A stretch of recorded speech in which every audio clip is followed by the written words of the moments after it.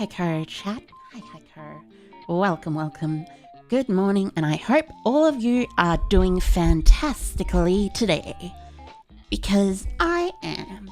I am especially doing fantastically because I am completely and totally ready to do this tier list of everything, every single card ever printed in Duelist Nexus, or at least the TCG version of Duelist Nexus. I mean, Duelist Nexus is the latest set. It's coming out in about a week, so of course I'm going to do a tier list on it. Why wouldn't I? I think it is a very good set. A very, very good one. It's got a lot of really good cards, a pretty decent new TCG exclusive archetype, actually.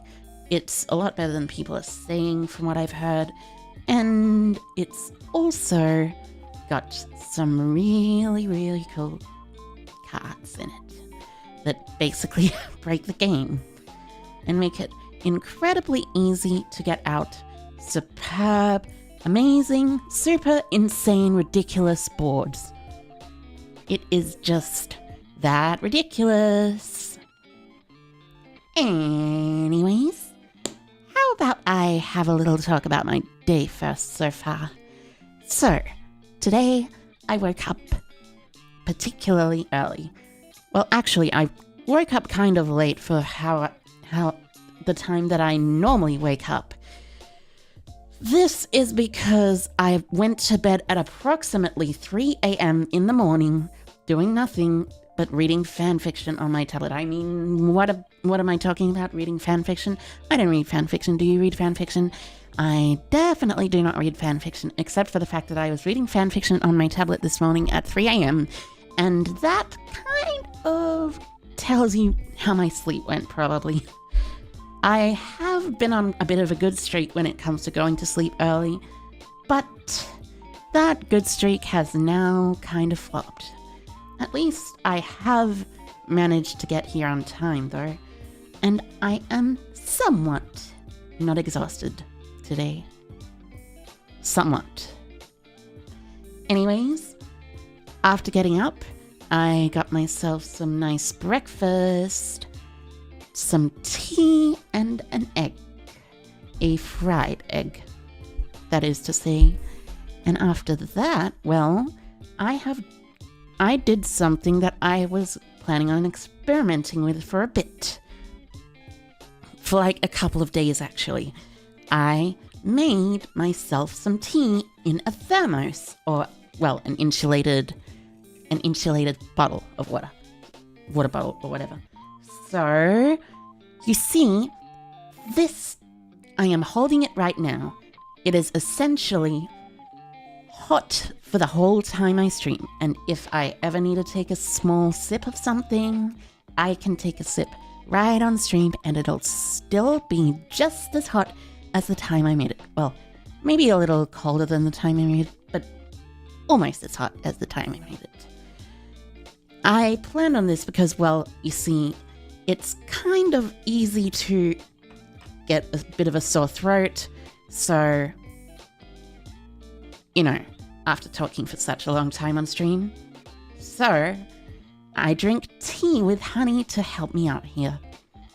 And since this tea with honey is especially nice, it is pretty much going to keep me going through the entire stream. Or at least I hope it will.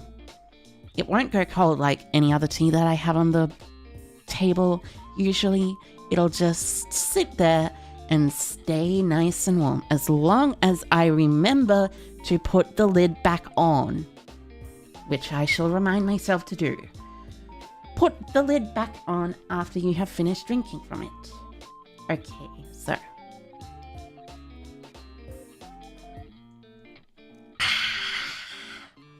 A nice little sip of tea. You gotta love the tea.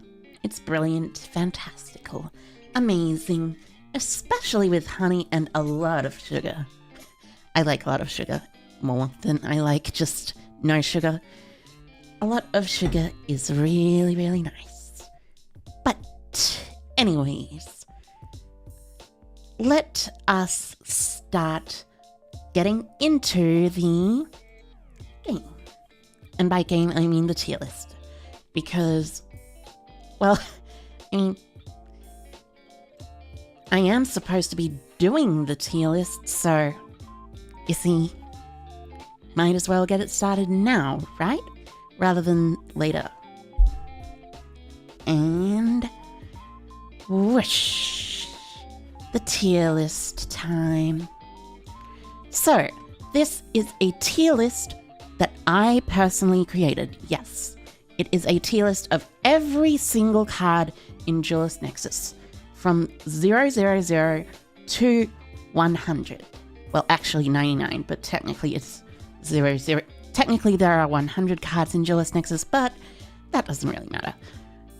Honestly, it is a pretty decent set, I would say. Like, up there in the decentness of sets. I like it a lot, personally. It's got some nice support for all old archetypes. Not all old archetypes, a lot of old archetypes. But some of these pictures are going to be a teensy little bit scuffed, since some of them are only available in photographs. Photographic pictures. So I had to crop out fingers and stuff from them and essentially not do perfect appearances of them. Anyways, I also have the Wikipedia page for Duelist Nexus open on the other page.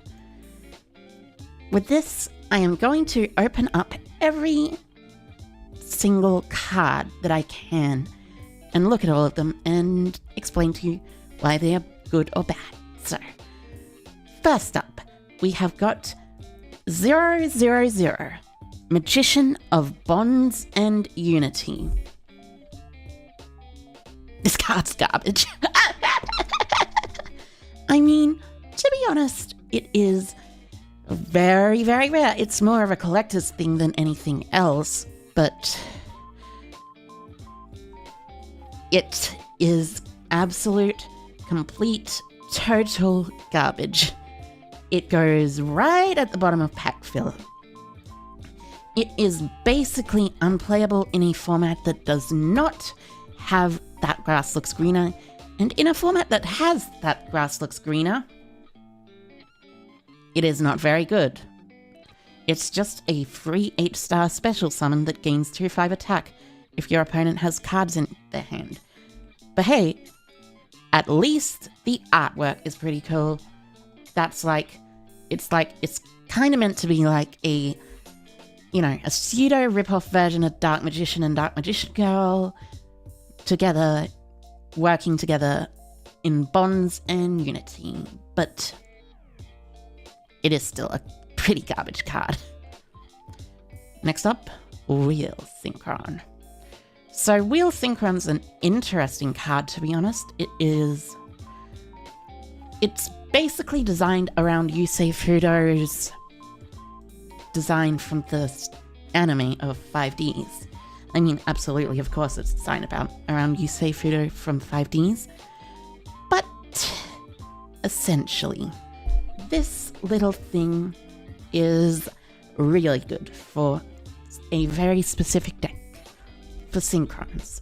Why is it very good for Synchrons, you may ask? Well, the thing is, you can treat it as a non-tuner. It's a Synchron monster, so it can be special summoned with Junk Speeder. Junk Speeder, as you all know, is basically the most broken card in the game. There is also Fleur Synchron, which is another card that can be treated as a non-tuner, so now you can just special summon 2 non-tuners from your deck with the effect of Junk Speeder. That is very strong. You can only use the following effects once per turn. During the main phase, you can normal summon a level 4 or lower monster. Also, you can't special summon monsters from the extra deck for the rest of this turn except Synchros. That is very good, especially for the Synchron deck. Good evening, Aiko. Hi, Aiko, Gabe. Hi, Aiko. I hope you're going well. I am currently on Wheel Synchron. Already ranked Magicians of Bonds and Unity. It is garbage, as it should be, but it is also a collector's item as opposed to an actual card that people will play, just like the same as 10,000 dragons, so yeah. The normal summon effect is very good, and you can banish it from your graveyard, then target a synchro monster you control, reducing its level by up to 4. That is also a pretty good effect for synchrons. The most important part is this just locks you into synchros, but the synchron deck already does nothing but synchro summon. It is kind of ridiculous if you ask me. Like, seriously. At least it's ridiculous for the synchron deck. For everything else, it's kind of a middling card. It gives a pretty big buff to synchrons, but synchrons aren't a particularly good deck in general. I'll put this as a B tier just because this is, well, let's just say really good for the deck, but the deck isn't really good. So yeah. At least he looks cool. Like, look at that. You say Fudo on a card. I mean, obviously it's based on Yusei Fudo, but seriously, still. Anyways, next up, we will be getting into the first absolutely broken, absolutely overpowered, stupid card of the set, Revolution Synchron. Revolution Synchron says, if you synchro summon a power tool monster or a level 7 or 8 dragon, it can also be used as material in hand. So that is a good start already. So, the 7 or 8 dragon thing is less important. Well, actually, it is pretty important, but it's also the power tool part is kind of ridiculous. So, what this card can do is synchro from hand. Absolutely. Oh, hi, Echo Thomas. Also, thank you. What Revolution Synchron can do is essentially, it can synchro summon Ancient Fairy Dragon.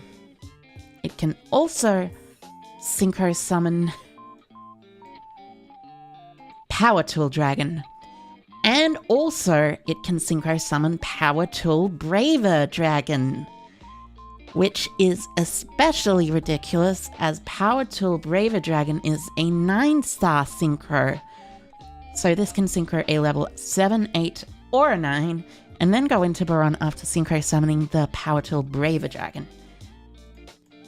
And then, the actually ridiculous part of this effect, if you control a level 7 or higher synchro monster while it's in your graveyard, you can send the top card of your deck to the graveyard, and if you do, special summon this card. You can only... Also, its level becomes 1. You can only use this effect of Revolution Synchron once per duel. This is literally just Glow Up Bulb's effect. This is literally just a version of Glow Up Bulb that is better. It's insane. Well, I mean, it's searchable through tuning. It's technically not better. It's technically not that much better in that it can't be searched with Lone Fire or sent with all the Rika cards or Diabolantis the Menacing Mantis. Which, by the way, is kind of a ridiculous card if you think about it. Diabolantis just sends a plant or an insect. Stupid. But Revolution Synchron can also be summoned with Junk Speeder and go into an 8-star. And then you can summon it back. In the OCG, it's pretty much used for Chaos Ruler, but in the TCG, I'm fairly certain it will probably be used for some slightly different things. You're sure I've seen the one meme about Wheel where the OCG version of his effect started with something along the lines of, you can, you cannot? I have not seen that, Gabe. I have not seen that, but I would love it. This card is so silly. Indeed it is, Juno. Also, hi Hi, Hiker. Yeah, Hiker. Welcome to the stream. Hope you're going well. But yeah, Revolution Synchron, genuinely overpowered. The first of many cards that are going to be going into that tier for today. I like him. He is adorable. Next up, Gazelle, King of Mythical Claws. Gazelle is just basically a decent card. It's a Stratos for level 5 Fiends or Chimera Fusion. There are a decent amount of level 5 Fiends that are pretty good. I'm not necessarily going to pull them all up right now, but it should be on the tips page. Yeah. The most important one of these is probably Earthbound Prisoner Stone Sweeper, which is a decent card. But it can also search Morin Fen. That card, that is pretty important. Also Tindangle Dolls, which is funny, but not very good. Anyways, this is good for its archetype, but I wouldn't say it's necessarily good in general as a card. But it is better than Wheel Synchron, which is only a card that is good in its archetype, but this can be put into any deck that has level 5 Fiends. Anytime a level 5 Fiend comes out in the future, you can look at the effect of Gazelle, the King of Mythical Claws, and say, wow, this card is a Stratos for that level 5 Fiend. Its second effect is really good for illusion stuff, but, you know, have I seen the new Link 2? It's so strong. Indeed I have. It is like a better version of Nightmare Unicorn. I'll talk about it some other time mostly, but like, seriously.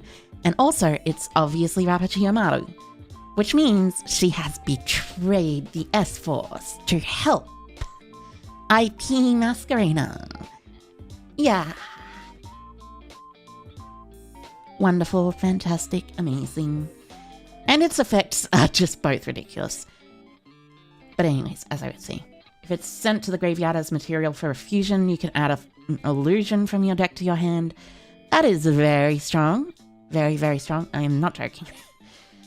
Searching an illusion monster from deck to hand is just, like, pretty good.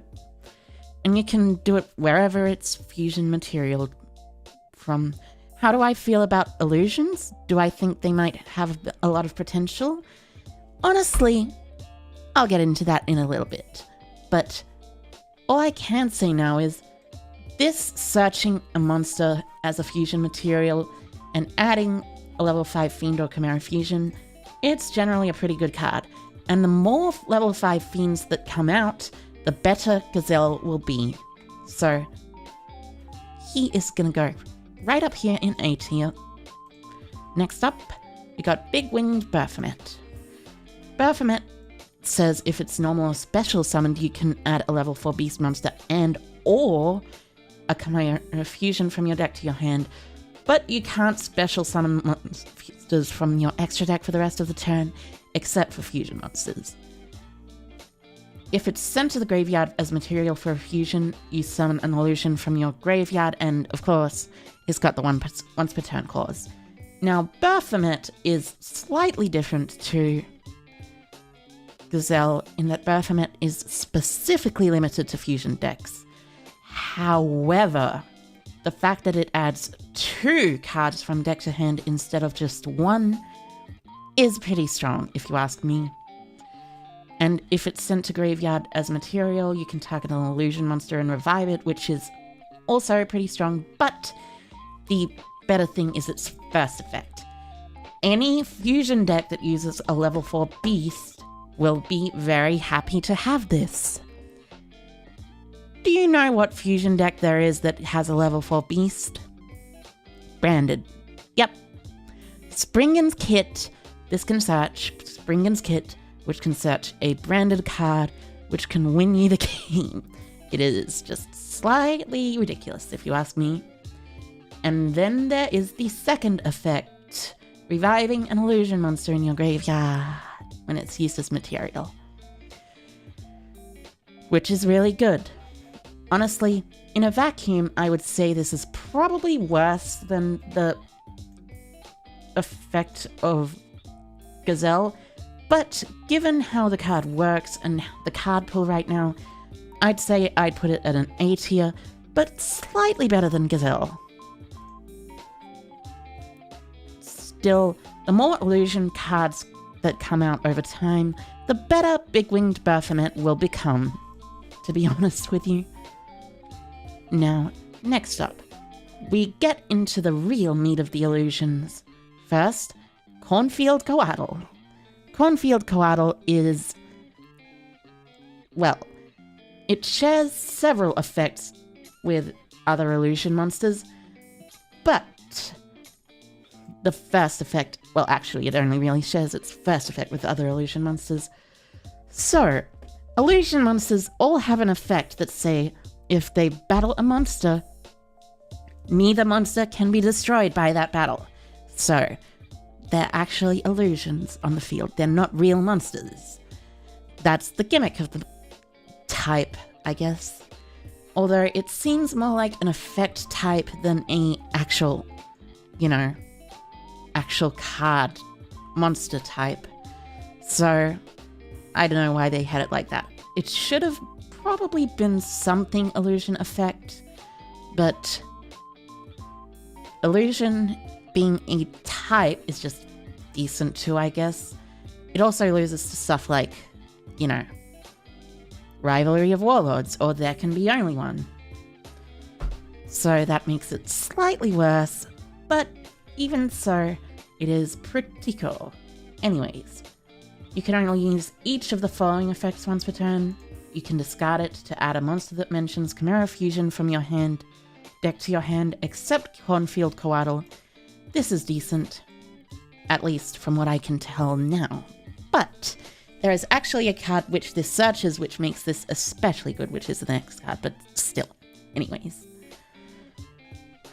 When your opponent activates a card or effect that targets a card you control while you control Chimera, you can banish it from your field or graveyard, negate that effect, and if you do, destroy that card. Well, specifically, Chimera the Mythical Flying Beast. This effect is really good. It's not like it's super amazing, but it is still pretty strong. It is searchable by the effect of Gazelle because of, it being an illusion monster. You can discard it to search any card that mentions Chimera Fusion, well, any monster that mentions Chimera Fusion. And prevention of targeting is just generally a pretty decent card.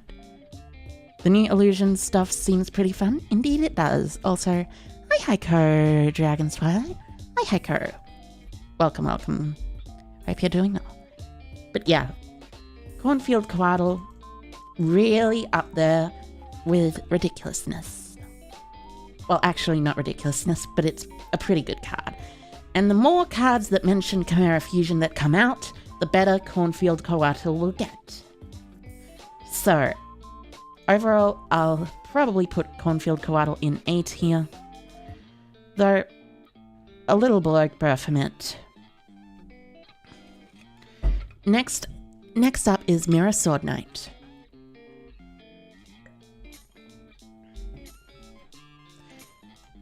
It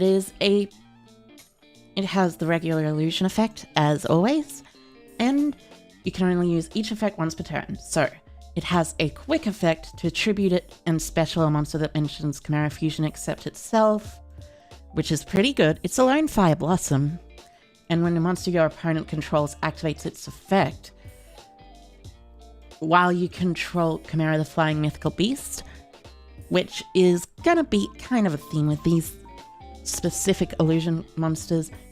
Quick effect, you can banish it from your field or graveyard to negate that effect. Now, the second effect is slightly worse than the first effect of Cornfield Coatl. Coatl destroys, while Mirror Sword Knight does not destroy. It just negates an effect, and it has to be a monster your opponent controls, as opposed to a monster on your opponent's in your opponent's hand. So, like, unfortunately, you can't negate Ash Blossom and Joyous Spring. You can't negate Nibiru, which is probably one of the most important things that you would have been negating with this, etc., etc. But the Lone Fire Blossom effect is really good. Do you know why it's really good? Because it can summon out from deck Baphomet, which is kind of insane. I'm also going to put this card up in A tier, to be honest, though it's not the greatest A tier, but it's a pretty decent one.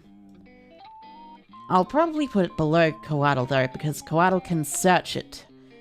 And Coatl being able to search is, well, you don't have to normal summon to search a monster with a monster effect. So that's that. Next up, Double-Headed Dino King Rex and Mighty Dino King Rex. So, Double-Headed Dino King Rex, it's pretty decent, basically. You can just special summon it for free if you control no monsters. You can only special summon it once per turn this way. And if it's normal or special summoned, you can target one monster on the field with less attack than the total attack of all dinosaurs you control and destroy it. Honestly, I would say this card is actually really good, to be honest. It's like up there in the B tier, probably really high B tier. The only reason it's not better is, well, essentially, it is, let's just say,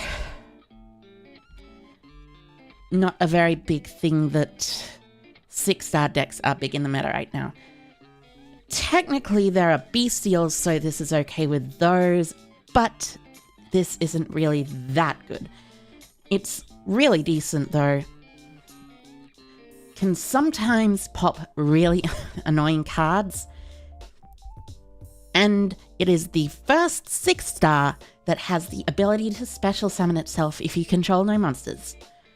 Yeah, it's just Photon Thrasher. Yeah, pretty much. Photon Thrasher, really up there as one of the good cards of all time. It's one of the cards of all time. I would imagine if there is a deck which does use more level 6 monsters, this card could go up into A tier or maybe even genuinely overpowered. A deck that isn't bestials, I mean. Bestials in particular are, well, you know, they're bestials. But right now, I'd put it at a B. Seems more like a watered down Pancratops. Indeed it does, actually. Indeed it does seem a bit like a watered down Pancratops. Now, Mighty Dino King Rex, on the other hand, this card sucks. Why would you play this when you can just play Ultimate Conductor Tyranno? If it attacks, you can destroy it. It can make a second attack during the battle phase. Meanwhile, Ultimate Conductor Tyranno can attack every monster your opponent controls each. Once per turn, if you control this card that was not summoned this turn, you can target up to 2 monsters your opponent controls, destroy them. Ultimate Conductor Tyranno is a Book of Eclipse, or Daruma Karma Cannon, or whatever you want to call it. So, honestly, this is just, C tier. I would put this in the pack filler tier, but there is, fortunately, one card that makes this at least, decent, I guess. As a level 9 extender or something, but like, it's not good, folks. It's not good. As for what's up next, we have got Altergeist, Malwisp. Now, Malwisp is really good. If she's added to your hand, except by drawing it, maybe perhaps by the ability of an Altergeist monster that can search from your deck to your hand. Hint, hint, this can be searched with Altergeist Malseek. You can special summon it, and if it's normal or specialed, you can target an Altergeist monster in your graveyard except Malwisp. Hint, hint, Malseek. Special summoned in defense, but for the rest of the turn it can't activate its effects on the field. You can only use each effect once per turn, but that is genuinely pretty fine because you're only going to want to use this effect once per turn.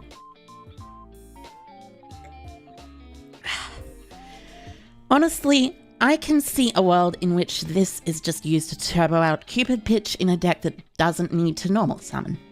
To tell you the complete and honest truth. It can also turbo out a free Herald of the Arclight as a negate if you play 3 of it and 3 Maliseek and 1 of that, 1 Linkuriboh and 1 Herald of the Arclight in the extra deck. So overall, I would say this card is pretty good. Not necessarily game-breaking, but pretty good. I might actually create an extra tier here. So, how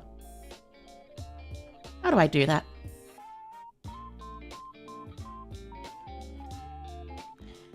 Add a row below, of course, yeah.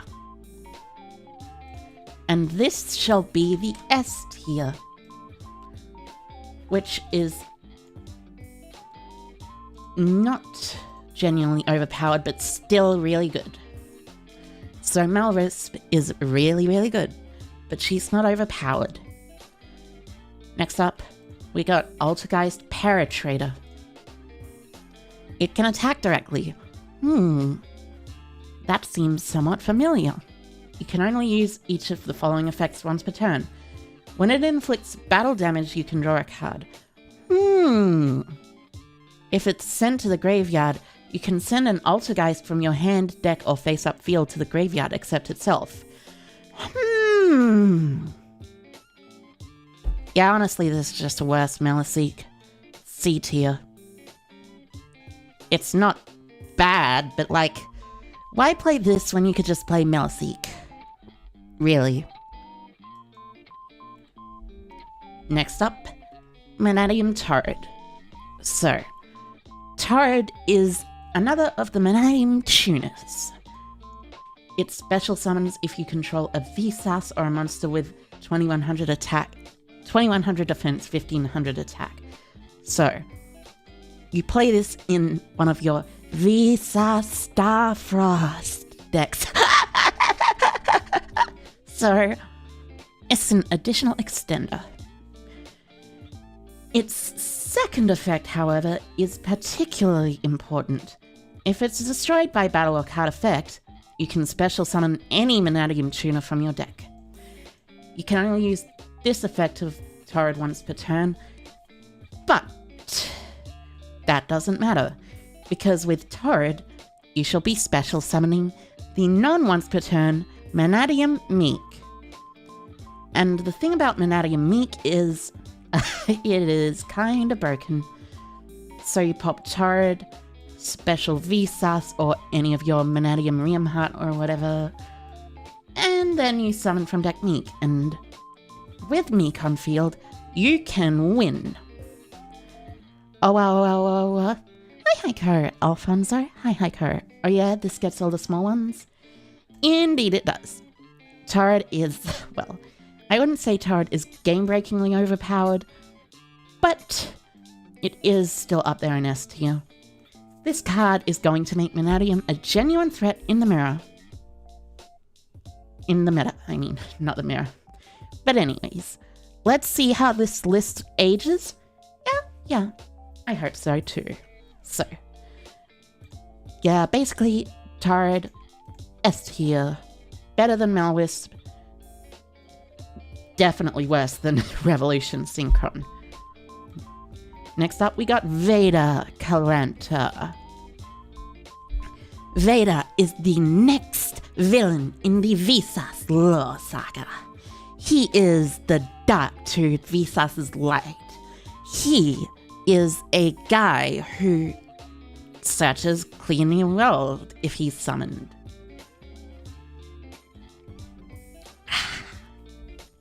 Some nice insulated tea always goes well. Anyways, he gets to free summon himself if a card on the field is destroyed and Vsas is on the field. Then you can add a clear new world.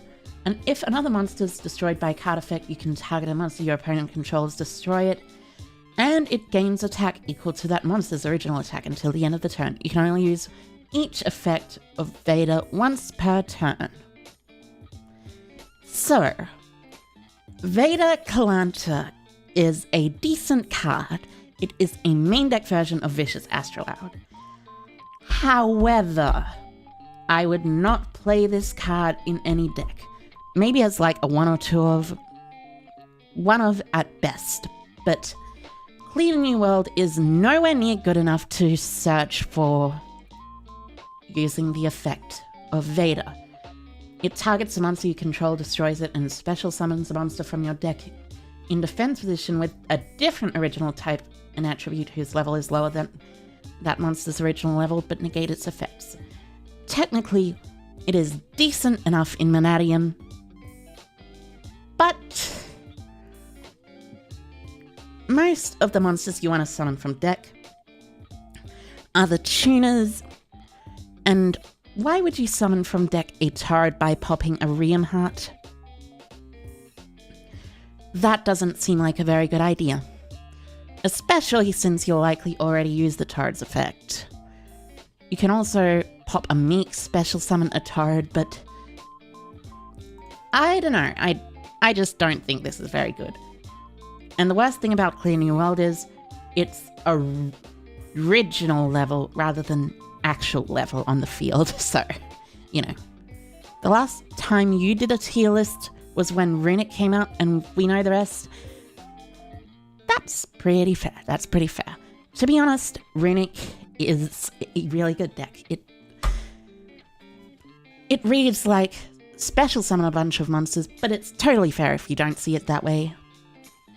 It's just a bunch of extenders. Anyways, next up, we got Anyways, I should probably rank Vader. So Vader, Darth Vader, goes in the B tier for now. He's okay, but like, why play him when you could play Vicious Astrolabe? Next up, we have the two Infinable Knights from the main deck. Richardetto and Terpene. So, Richardetto is a 1-star tuner that can banish itself to special summon a level 4 or lower Fire Warrior monster from your hand as a tuner. Which is interesting. It's actually really interesting. Since if you open this and another, fire monster, it is very, very easy to extend pretty well. The second effect is not really that good. You don't want to normal summon him.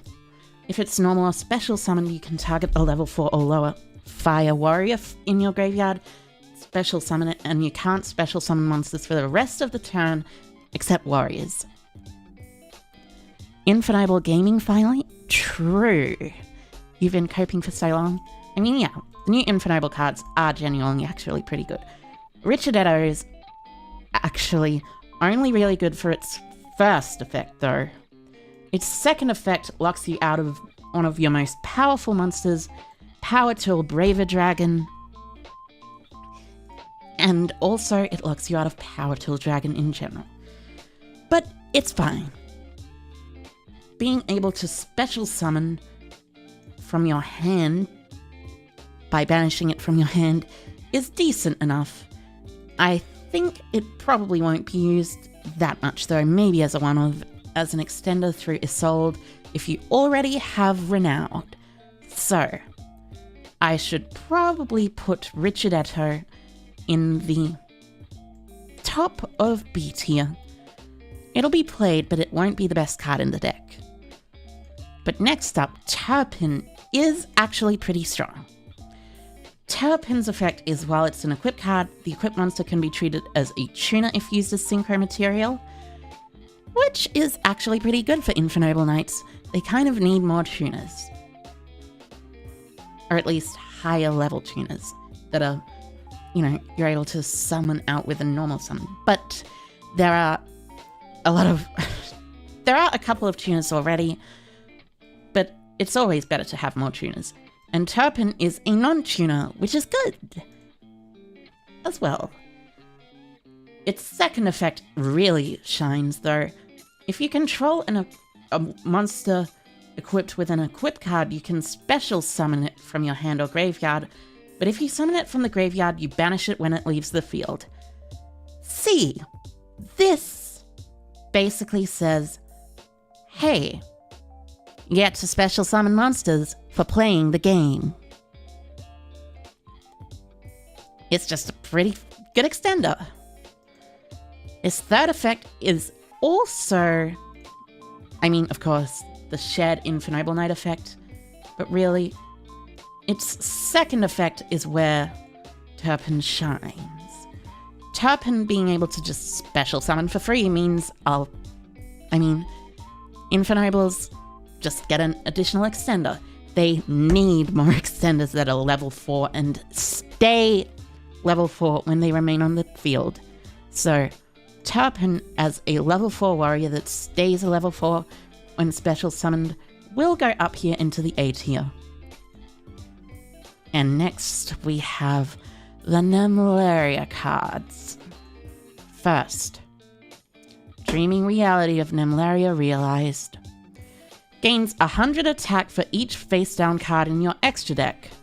So, this is a free special summon that gets up to 3000, sure. Because if it's in your hand, you can target a monster you control, place it on the bottom of the deck, and if you do, special summon this card. Actually, I was lying. It's not a free special summon. It's worse. It is a minus special summoned. And if it's special summoned, you can activate one of these effects, add a Dreaming Nemleria from your deck to your face-up extra deck, and change one other face-up monster on the field to face-down defense position. As I was saying, this card is a not very good card.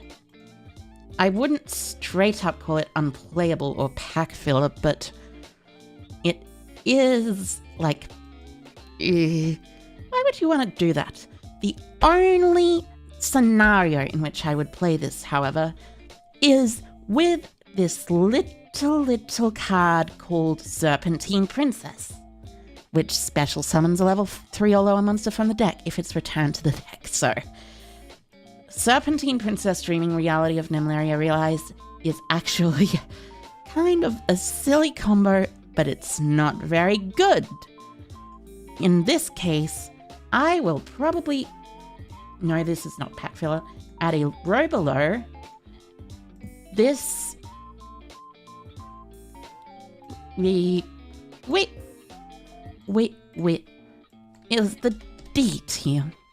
Now, in D tier, basically, cards that suck but aren't like just straight up filler will go here. So, Nemleria is this. Decent enough for a Nemleria card. The first few Nemlerias were actually pretty cool. Like, you could just special summon them for free, which is decent in Monarch decks and stuff. But, well, I mean, actually, it's not even decent in Monarch decks because, like, you have to have a face-up Pendulum monster, and Counterfeit helps enough with that. Anyways, next up we have Nemleria Dream Devourer Reveal. This card is horrible. If it's in your hand or graveyard, you can banish 3 cards from your extra deck face down except Dreaming Nemleria to special summon this card. At first glance, it appears good, right?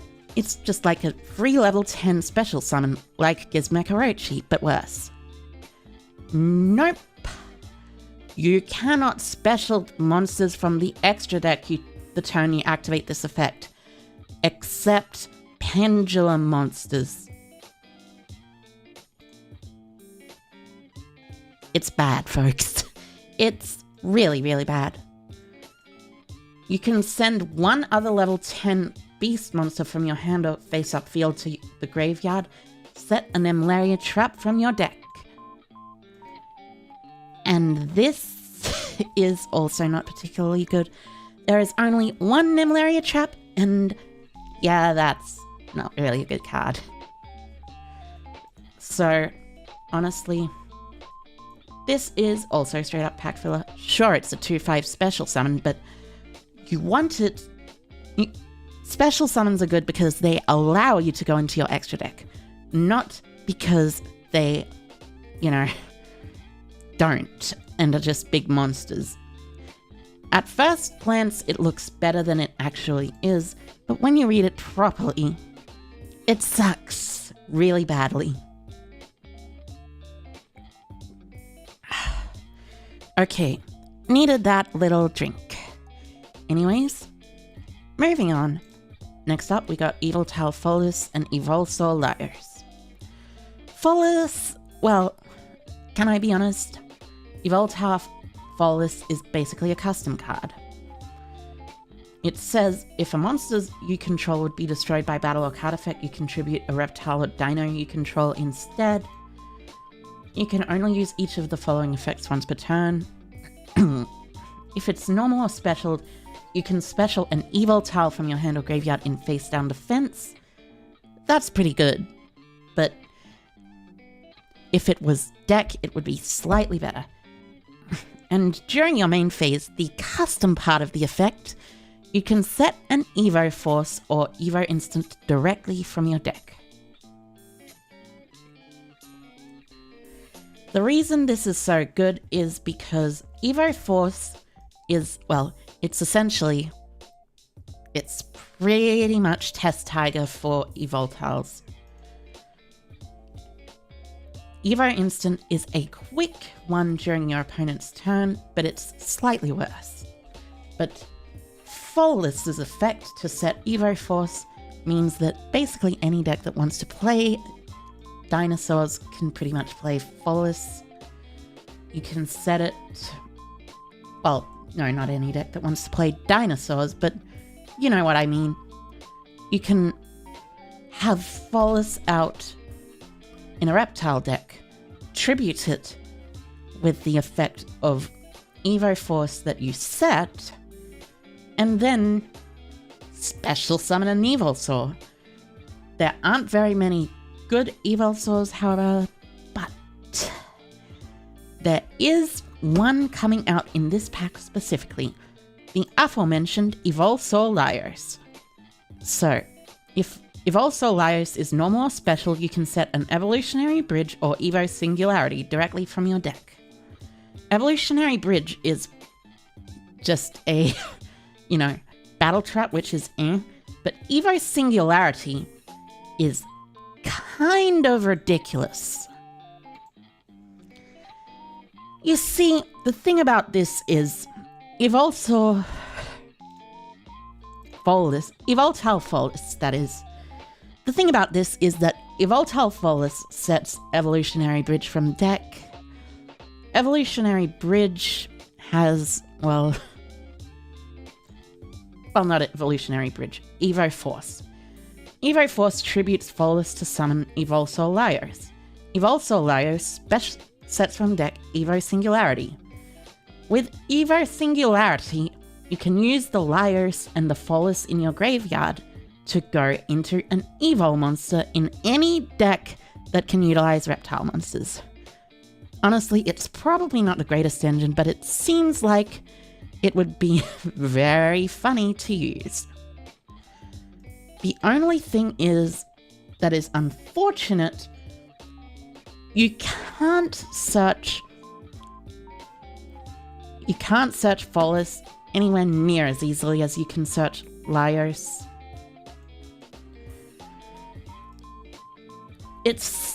Liars' second effect is pretty strong though as well. If you control it, if it was normal summoned or specialed by the effect of a fire monster, you can send a fire reptile or dinosaur directly from your deck to the grave, then make 2 monsters on the field become the same type and level as the monster sent to the graveyard. So, technically, you can use Follis' effect to send your copy of Liars' effect to send your copy of Follis, and then you can link it away or something, as long as you have another monster on the field. However, the decks that play this, I don't necessarily think will be the greatest decks. They will probably be slightly worse. The engine is kind of eh. You have to play several bricks for it, Evo Singularity, Evo Force, or at least just Evo Force, and Evolsaur Lyres. And it gets you an Evolzar, sure, but what is that really doing for you? Hi, Heiko, I'm back from exercise. Hi, Heiko, Kevin. Hi, Heiko, welcome. Hope you are doing well. So, we are on the Evolsaurs so far from Duelist Nexus, and Lyres Follis will probably go in B tier, while Lyres in C. Lyres is in upper C, though. It can be pretty decent. Also, it can send Miscellaneousaurus from deck to graveyard, which is kind of silly. It's not that good, but it is funny, at the very least. And now we move on to the Unchains. First, we have Unchained Soul of Shavara. During the main phase, if it's in your hand, you can target a fiend monster or a face-down card you control, destroy it, and if you do, special it. But while it's face up in the monster zone, you can't special summon monsters except for fiends. If it's sent to the graveyard, you can set an Unchained spell or trap directly from your deck. You can only use each effect of Shavara once per turn. Now, Shavara in particular is really, really good. It actually gives Unchained a game plan other than, just hope you draw your spell traps, because the thing about Shavara is it bridges the line between your spell traps and your monsters. Previously, Unchained only really had ways to search monsters from deck, but with Shavara, getting spells and traps from your deck is actually really easy. It's genuinely kind of hilarious.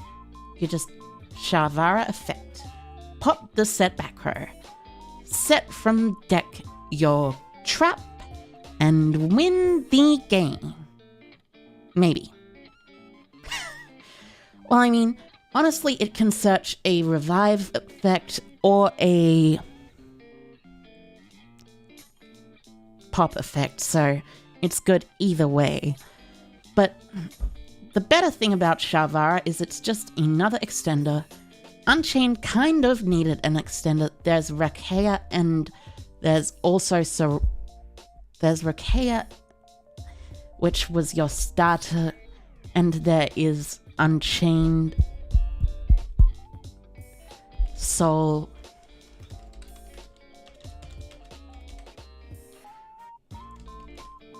Unchained Twins. Aruha. Aruha is the only extender that we currently have for the deck that is very easy to summon out. But this makes it better. Next is Shama. Honestly, though, I would probably put Sarama as an S tier. Not Sarama. Shavara as an S tier. The new stuff doesn't Fiendlock you, does it? Well, the new Shavara Fiendlocks you as long as it's on the field, but the instant it leaves the field, the Fiendlock is kaput. It's dead. It's gone. It's disappeared. But it's fine. Sarama? Sarama is less something you want to draw, more something you want to search, because you cannot special summon Sarama from your hand. You can special summon Shavara from your hand, which is part of the reason it's so good. Next up, Shama.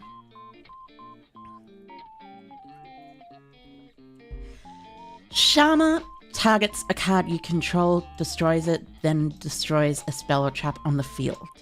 And if it's in the graveyard, you can target a fiend or a face-down card you control, destroy it, and if you do, special summon it, but place it on the bottom of the deck when it leaves the field.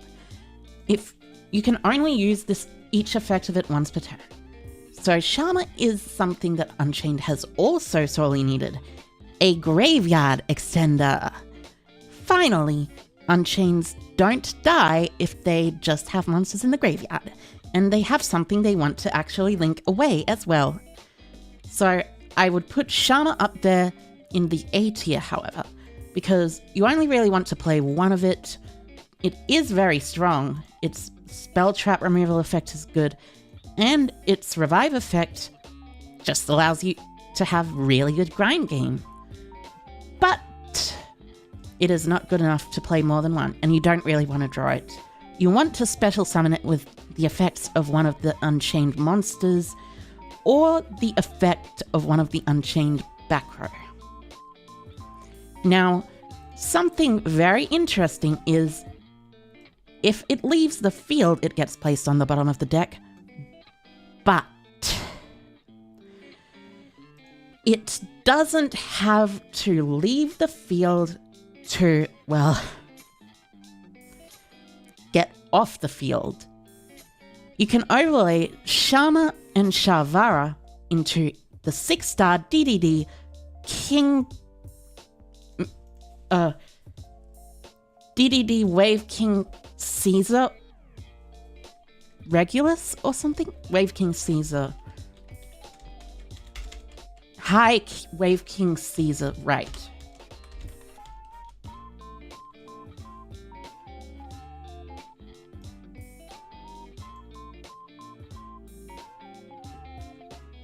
As far as I know, with DDD High Wave King Caesar effect, it is just kind of ridiculous because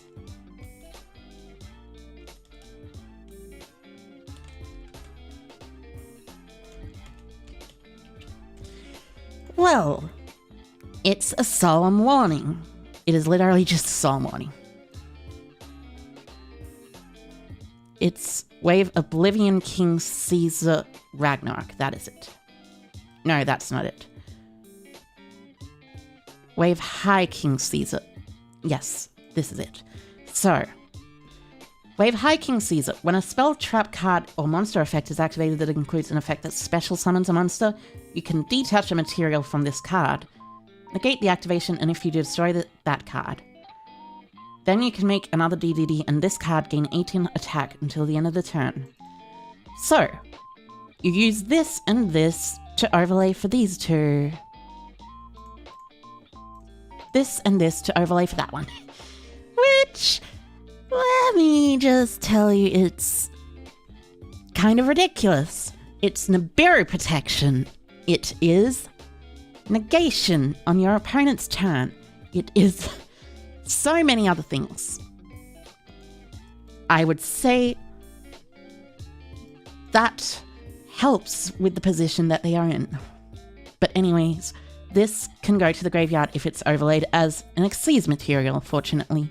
Yo, you were just listening to the Sardorka chant on YouTube and my stream came up. Nice to see me again. Nice. Thank you, Lamp. Thank you. Also, hi, Heiko. Welcome, welcome. Hope you are doing fantastically today. From the DUNE movie? Oh, I see. Actually, that is pretty funny because... Oh.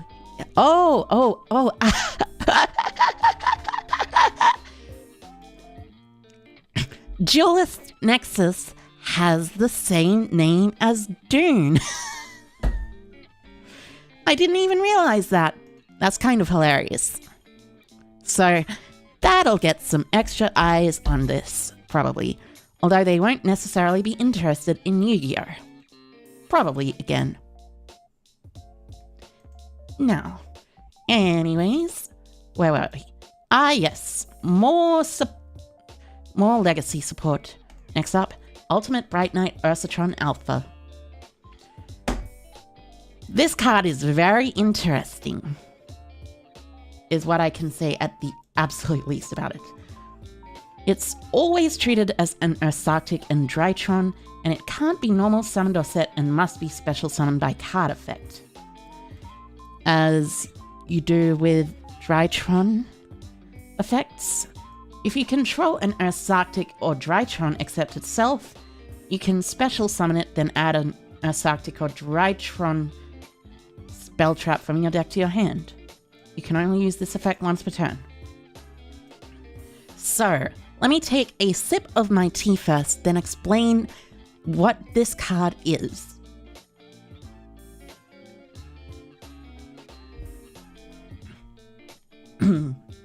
It's okay. I mean, it's a non-searchable extender in the Drytron deck.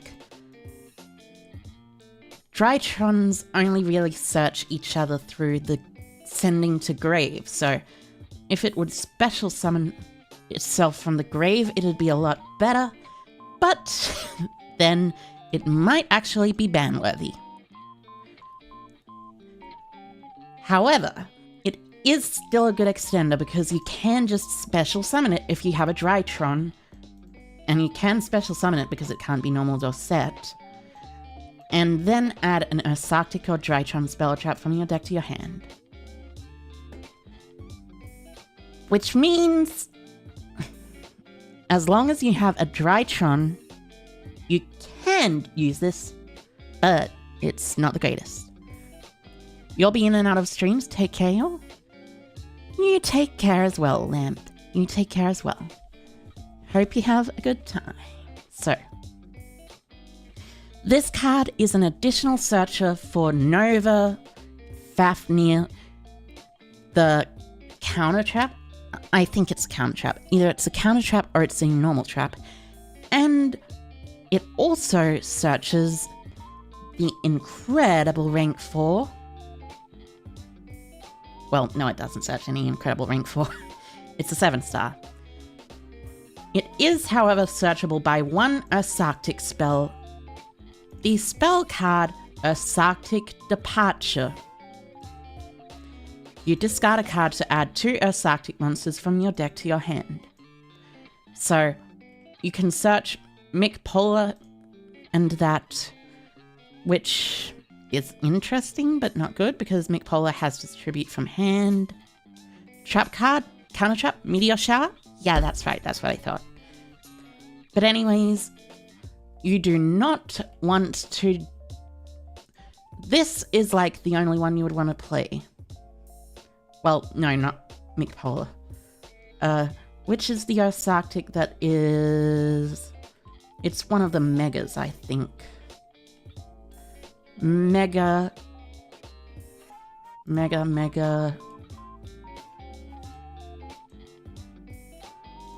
Yeah, probably Megatanus, I guess. But, yeah.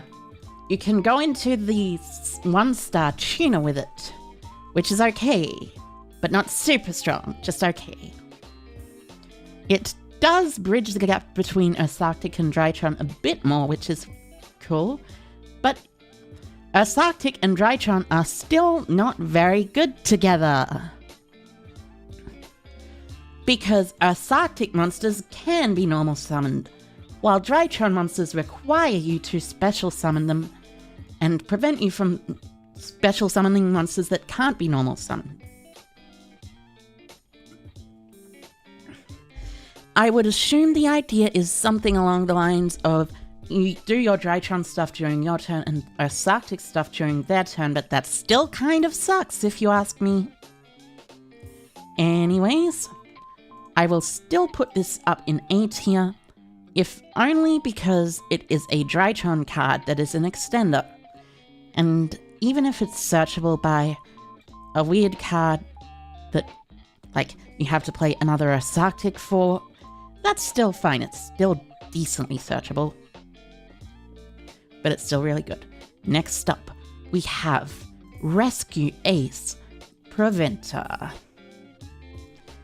Now let me tell you, Preventer, really good. Really, really good. Like, actually, crazily ridiculous.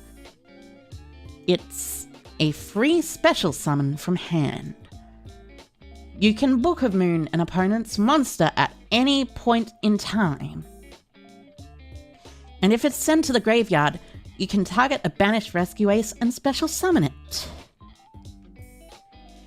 So this solves a lot of problems with the deck, like a lot of them. And its quick effect is really, really good. A Book of Moon is always amazing, to be honest. Although the fact that it only targets effect monsters is slightly annoying, but really, realistically, you're not going to target anything else but effect monsters. So I think I will put this up in S tier. It actually makes Rescue Ace a decent meta threat, including, well, that is to say, when it's included with the other Rescue Ace card support that is in the set. But we'll get to that a little later. For now, we're going to do Thestalos the Shadowfire Monarch. So Thestalos the Shadowfire Monarch is very interesting. You can tribute summon it by tributing one monster your opponent controls and one tribute summon monster you control, which this is the first monster with that effect as far as I know. It's like tribute summoning means tributing as a cost or something, which is very weird, but it is an out to towers in Monarchs. It's not that good though, because it is a 10-star. It has 3000 attack, meaning it's not searchable by any of the Monarch cards. The only thing keeping it a Monarch is the fact that it has Monarch in the name.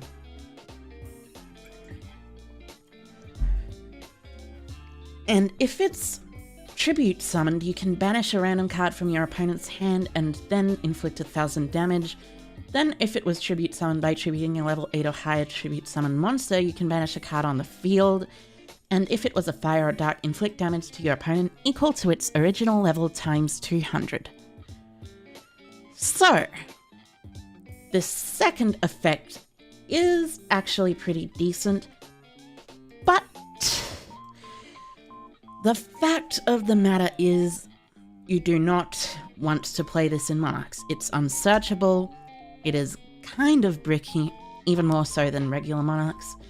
Even though you're going to summon it during your opponent's turn with, like, your trap card, it's not that good. I could maybe see a place for this one day in the future.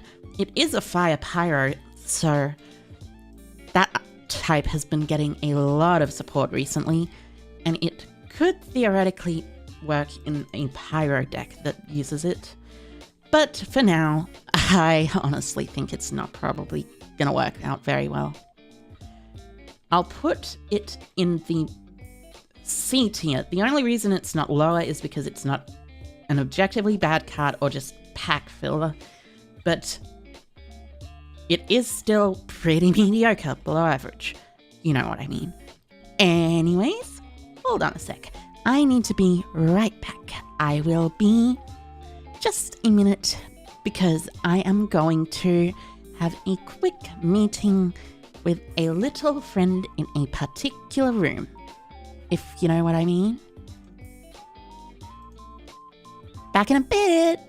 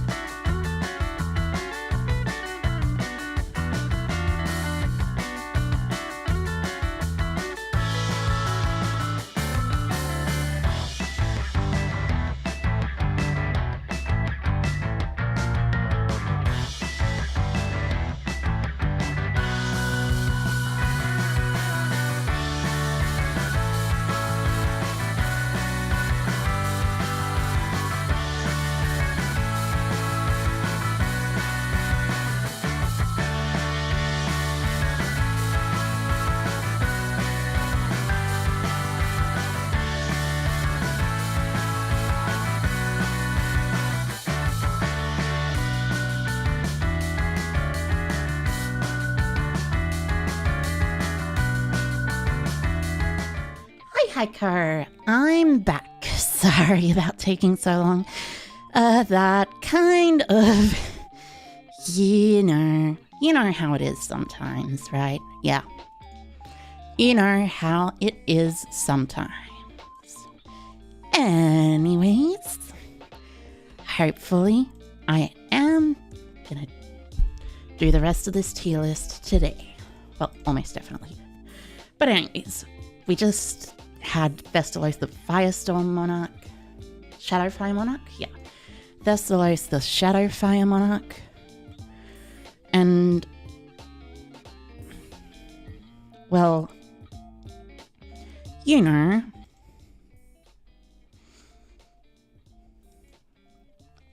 Thestalos the Shadowfire Monarch is pretty decent. But it's not very good in this day and age, unfortunately. So, yeah, as you probably guessed. Anyways, next up, Behemoth, the King of 100 Battles. Hopefully I can get back into the swing of things pretty easily. So, Behemoth, King of 100 Battles. You can tribute it with one tribute, summon it with one tribute. Sure, it's okay. It's unaffected by the activated effects of special summon monsters. Interesting effect. That is particularly good against certain things, but it is also not necessarily good against the current meta. Technically, I don't think Kashtira can out this though, which is kind of silly. If it's normal or special summoned, you can target one beast, beast warrior, or winged beast monster in your graveyard, add it to your hand, and if you do, it loses 700 attack. And once per turn during your end phase, you can make it gain 700 attack. So, this card is, this card would be good, but the issue is it is a 10-star beast, which actually now I just realized this is searchable by the Memlarius continuous spell, isn't it? That's actually pretty cool. What is the Nemlaria continuous spell? It is Repet? No, that's Agov. That's Agov. This is not Agov. This is the Dream Tower, I think. It can be searched with Dream Tower of Princess Nemlaria, which is interesting. So, ironically, this actually kind of has synergy with the Nemlaria deck, which isn't that good, but it is pretty funny. It's also really good in sealed formats, I'd imagine, because a huge monster that can't be unaffected by anything. It's really cool. You can't wait until Flu finds a way to get it with Small World. Or, I am pretty sure there is a way for Flu to get it with Small World and Earthwinged Beast. Yeah, whatever. Anyways, I would put this in B tier because while it has a good and interesting effect, it's not really going to break the meta or anything. Next up, though, we have Nightmare Magician. If Nightmare Magician battles a monster, it has, of course, the regular illusion effect. Neither monster can be destroyed. And at the end of the damage step, if it battles an opponent's monster, you can take control of that monster. Once per turn, at the start of the damage step, if another monster attacks, you can destroy a card on the field. So, the thing about Nightmare Magician is decent. It's an illusion monster, and if it battles an opponent's monster, you steal it. And then, if you battle with that monster, you can then destroy another card. Which means this card is kind of hilarious into Nightmare, into Kashtira Fenrir, because you steal, attack, banish, and pop gets a bit silly, you know? But overall, I wouldn't say it's necessarily a super good card right now, even if it's just in a vacuum. I'll probably put it in C tier, above the King Rex, but below Follis. Below Laios, I mean. Because, well, it's a 7-star illusion monster that doesn't mention Guardian Chimera. And by Guardian Chimera, I mean Chimera Fusion. Which means it is unable to be special summoned, other than by pendulum summoning it out, which I guess could be decent, or just, you know, tribute summoning it, which is not that decent. So yeah. C tier it is. Next up we have Heater, the Fire Channeler. Heater's effect is you can discard it and another fire. Add a fire from your deck to your hand with higher attack than the other discarded monster, and you can't activate non-fire monster effects for the rest of the turn. Honestly, I would say Heater the Fire Channeler is fairly strong. There's a whole bunch of fire support coming out this year, and it all seems real nice. Heater isn't necessarily the greatest, but it can definitely just discard Volcanic Shell, search basically any fire monster, and do a whole lot of stuff. For that, I'll probably put it up in B tier, but you cannot activate non-fire monster effects for the rest of this turn. Kind of reduces its usefulness. However, that doesn't mean it is not still strong. It is really strong. Being able to search any fire monster with higher attack than the discarded monster. Kind of ridiculous if you ask me. Next up, Agnimal Candle. This adorable little thing is a Pyro Tuner 4-star. If it's added to hand, except by drawing it, you can special summon it. So, the new Bonfire card is really cool. You could use it to search Preventer or any of the other big attack rescue ace stuff. Indeed. Indeed, you could. Agnimal Candle, however, has 17 attack, 0 defense. If it's added to hand, except by drawing it, you can special summon it. And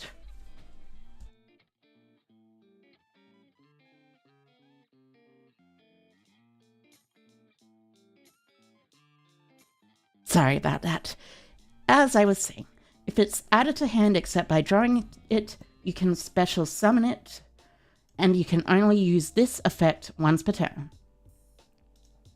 Once per chain, up to thrice per turn. If a monster is sent to the grave, you can increase or decrease its level by 1. So, this can just be searched by several different cards. It can be searched by a whole bunch of the new cards, Heater as well, and other stuff too. And its level increasing and reduction thing, level increase and reduction effect is actually pretty decent. It means you can sync her to whatever monster you want to sync her into. It's alright. Good extender in Pyro decks. There's also the rank 4 that searches a Pyro, so this is really easy to access. True, Hyperweather Grave. Very true. Also, hi Heiko, and hi Heiko, Adam. You feel it's going to be a staple in any Pyro deck? Potentially. It can just be searched with Bonfire as just like a free special summon. Anyways, continuing on.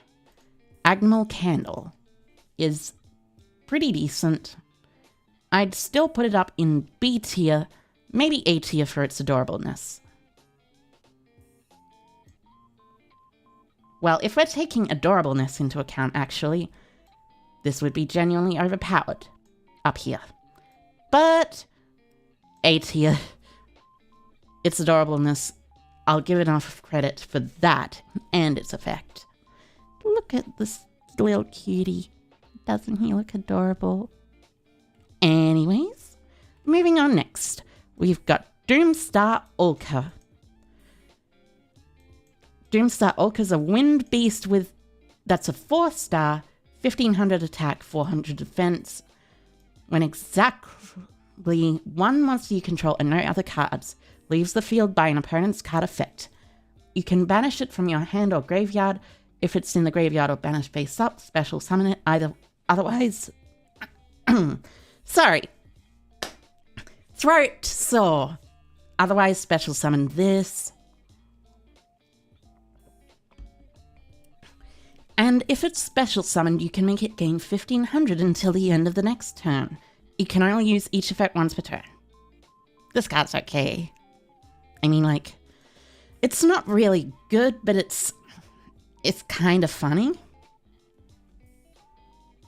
You just get a free 3000 attack monster. A little silly. But again, it's not really good. I'd put it in D tier, to be honest. The only reason it's better than this is because it's at least playable. Like, this is slightly playable. Have I ranked the new Runic Fusion yet? No, actually. As a matter of fact, I have not. I am still on the effect monsters. Like Greed Jar. The Greedy Jar. It has an effect that applies these in sequence. Excavate any number of cards from the top of your deck up to the number of cards your opponent controls, and if you do, add one of them to your hand and send the remaining to the graveyard. Then send monsters from your extra deck to the graveyard up to the number of monsters your opponent controls that was special summoned from the extra deck. So, this card is good in Prediction Princess, which is just a better way of saying it's pack filler. It's a flip monster. What are you going to do with it? People are going to remove it with their actual monster removal, which is through effects, rather than attack into a set flip monster.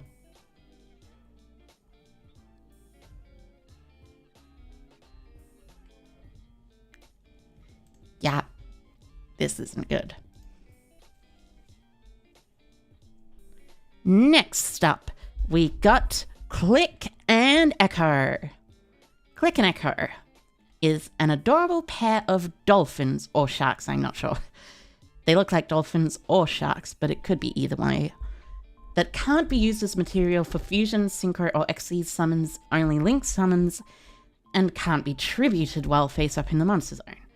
So, kind of like Ibly, but slightly different. If it's sent to the graveyard as material for a link summon, you can special summon this card in defense position to the opponent's field, and while it's summoned by summoned by its effect is face up in the monster zone, you must keep your hand revealed. This is a very interesting card. It is very good in Sprite against Vanquished Soul in particular, because Vanquished Soul kind of has to reveal all the cards in their hand. It's also pretty decent against Cash Terror, although the fact that they can link it away is good is eh. And then give it back to you. Also eh, but I mean with Sprite you'll likely be able to out their card, and you have enough cards to out a couple of cards from the Cash Terror deck. So honestly, I would put Click and Echo up in A tier. It's pretty strong. Next, we have the Cuckoo Commanded to Croon. The Cuckoo Commanded to Croon. You can activate one of these effects, destroy it, then draw a card, discard a card, then draw a card, or during the end phase, draw a card. It's a Winged Beast Fire 3 with 800 attack and 1000 defense. Now, this card is actually decent. It's not like super good or anything, just decent, but hey. I could see a deck like Dark World or something playing this, to be honest. You just normal summon, use its effect. Although, it's actually a lot worse than other cards, because it's a 3-star that you have to normal summon. But I guess Darkworld doesn't use its normal summon anyways, so it's fine, I guess. There are better Horse Prince targets. I am fairly certain Horse Prince... Oh, wait, right. Horse Prince summons level 3 fires. That's right, yeah. Yeah, there are. But I will say, since it's decent enough, putting it in C tier. It's not D or pack filler tier, but still not really that good. Now, we are moving on to the ritual monsters and monsters of other special types. So first off, we have Arahime, the Manifested Mikanko. With Arahime, the Manifested Mikanko, you can ritual summon it with Mikanko Kagura. She shares the protective effects of her smaller cousin, the Mikanko, the other Mikanko card, the big girl, that is a free 6-star special summon usually. And if you have it in your hand or graveyard and another Mikanko card in your graveyard, you can target a face-up monster on the field and equip it to it. Which is actually very interesting.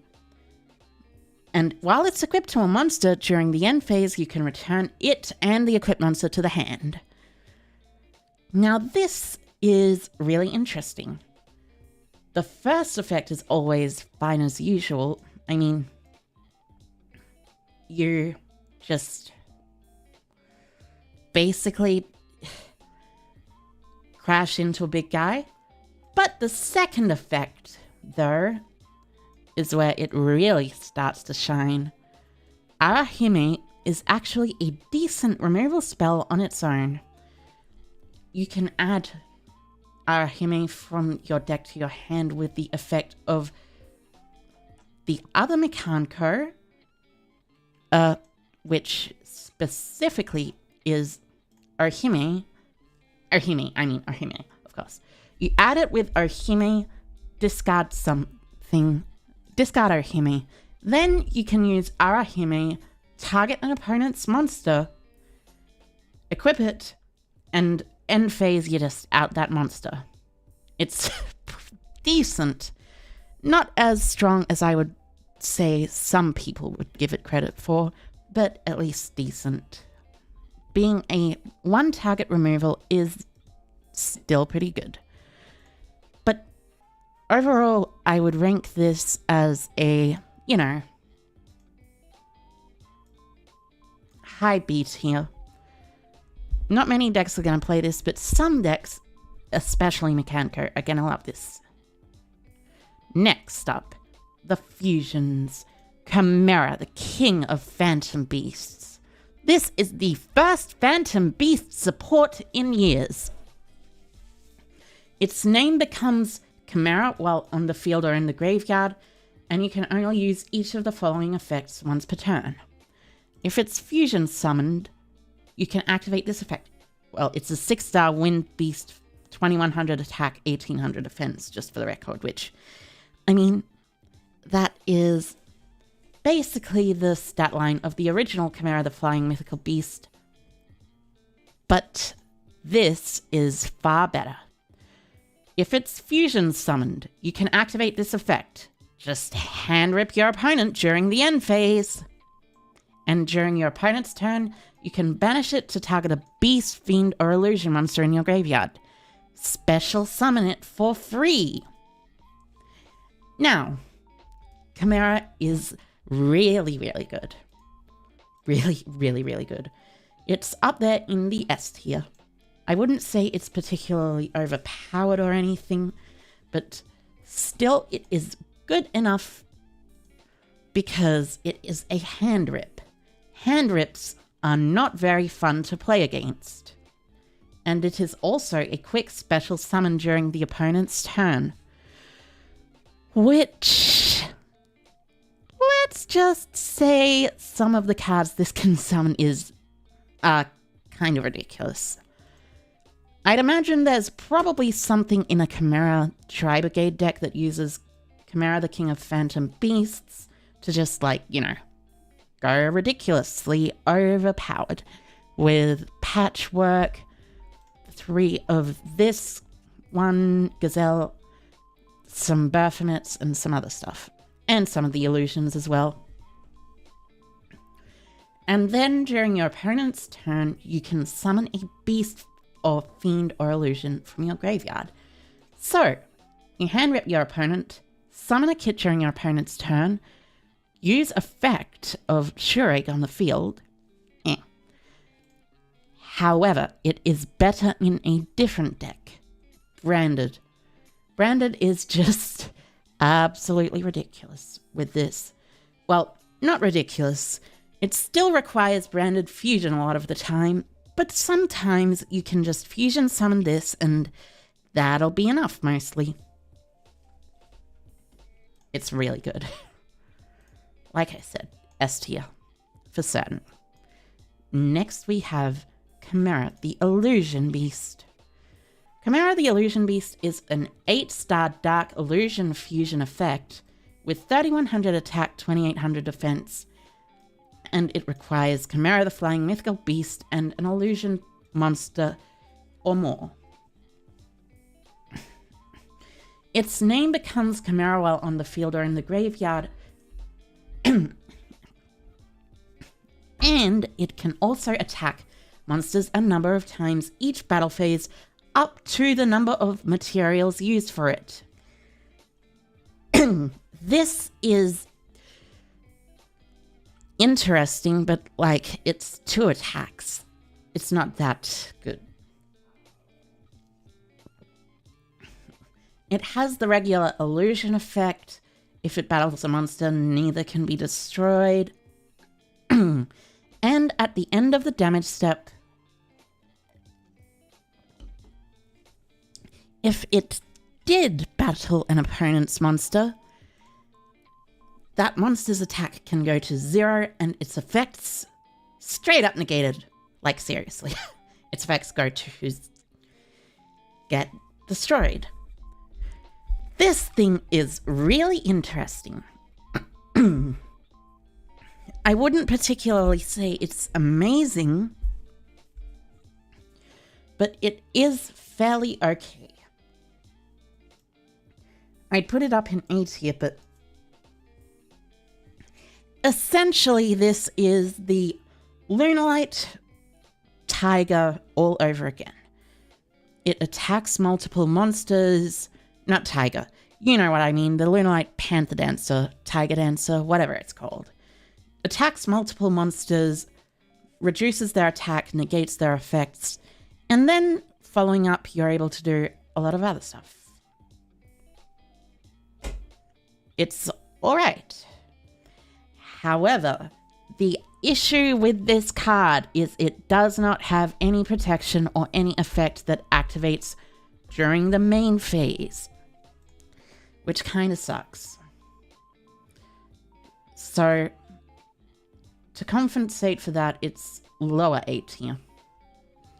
Probably below these, actually. I'll probably change up the tier ranking of A tier, by the way. This goes up here. This up here. This here. This here. This here, this here, this here. Admiral Candle. Maybe Admiral Candle can be a bit here, actually. This here, and this at lowest. Yeah. Admiral Candle's probably fine at B. I'll fix everything else up later. But anyways, moving on to the next card. Sleipnir, the Runic Mane. Sleipnir, the Runic Mane is really interesting. It, as always, has the same fusion material requirements as every other Runic card, but it is a light beast fusion that is a level 9. I'm fairly certain this is the first light beast of the Runics, but also this in particular is just a level 9. It's a level 9 monster you can special summon from your extra deck with a runic spell card, which is really cool. However, its main draw is actually its effect. During your main phase or your opponent's battle phase, you can target a face-up monster your opponent controls, banish that monster and this card until the end phase. This is really cool because it actually allows Runic a form of repeatable removal that is not contingent on their actual spells and traps, which the deck needed because now every Runic quick play spell is a removal spell as well. It's also got the effect to special a Runic token if a card's added from the main deck to your opponent's hand, which is just pretty okay. Its attack is coincidentally 1500 attack, 1500 defense, and it's a light fairy level 4. And it's summoned in attack position. Could this be a coincidence, or is this related to generators? I have no clue. I'm joking, obviously it's related to generators. Anyways, Sleipnir, being such a good card, to be honest, is actually up there near the top of A tier, maybe even S tier. If Sleipnir is an S tier though, it's a low S tier, high A tier. Probably low S tier would make sense. It's just a very strong card for its deck in general, and a very strong card in general anyways. Next up, we have Magnum the Reliever. Magnum the Reliever is interesting. He is a light fiend fusion with 8 stars, 2800 attack, and 2000 defense, and requires 1 monster special summon from the extra deck and 1 monster in the hand as fusion materials. Now, this might sound familiar, and it is because, well, let's just say, with Magnum the Reliever, you can special summon it with Branded in red.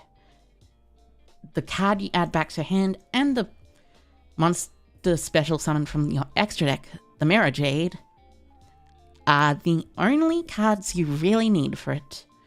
And its second effect, its effects are also really good. You can target a poly or fusion spell in your grave, place it on the bottom, then draw a card, which, well, of course, that is really good. And when another card or its effect is activated, you can banish 1 poly or fusion spell from your graveyard, then target a card on the field, destroy it. This is kind of crazy. Like, you can activate your own card or effect, even if they chain their card or effect. You then activate your Magnum and pop another card. So, for instance, you can Mirror Jade chain Magnum, pop and banish a card, which is actually really, really good, if you ask me. It's slightly different to Guardian Chimera because it is interruption as opposed to, well, you know. However, it is also really good for its fast effect, because shuffling back a poly or fusion and drawing a card just gives you so much more grind game. Especially in decks that use the Patchwork engine, even depending on whether it's branded or not branded, it is just a very strong card. However, it's also very situational to summon. So I'd probably put it in the A tier, but not S. Up here with some of the better illusion monsters, but, you know, also Baphomet down, actually. To be honest, Baphomet's not that good. Hello? Hi, Heiko El Perito. Unfortunately, again, as I have said before, and as the rules say in the description as far as I recall, please... Well, I mean, there's no rules, but like, I would prefer it if you could speak English here. Hi, Heiko. Hi, Heiko, Phoenix. Hi, Heiko. Welcome, welcome. Hopefully you are doing well. I am just continuing with this. Just finished up Magnum the Reliever. Magnum's an A tier, of course, as it is wont to be. There is, in addition, a couple more cards to go over. Next up, Fusion Monsters. So, we got Cosmic Quasar. Must first be synchro summoned with the above materials. Once per turn, you can target face-up cards on the field up to the number of monsters used as synchro material for it, negate their effects. And this effect's activation and effect cannot be negated. Use as synchro material +1, by the way. That part's important later. And you can banish it to special as Dragon Synchro. That requires 2 non-tuner synchro monsters as material.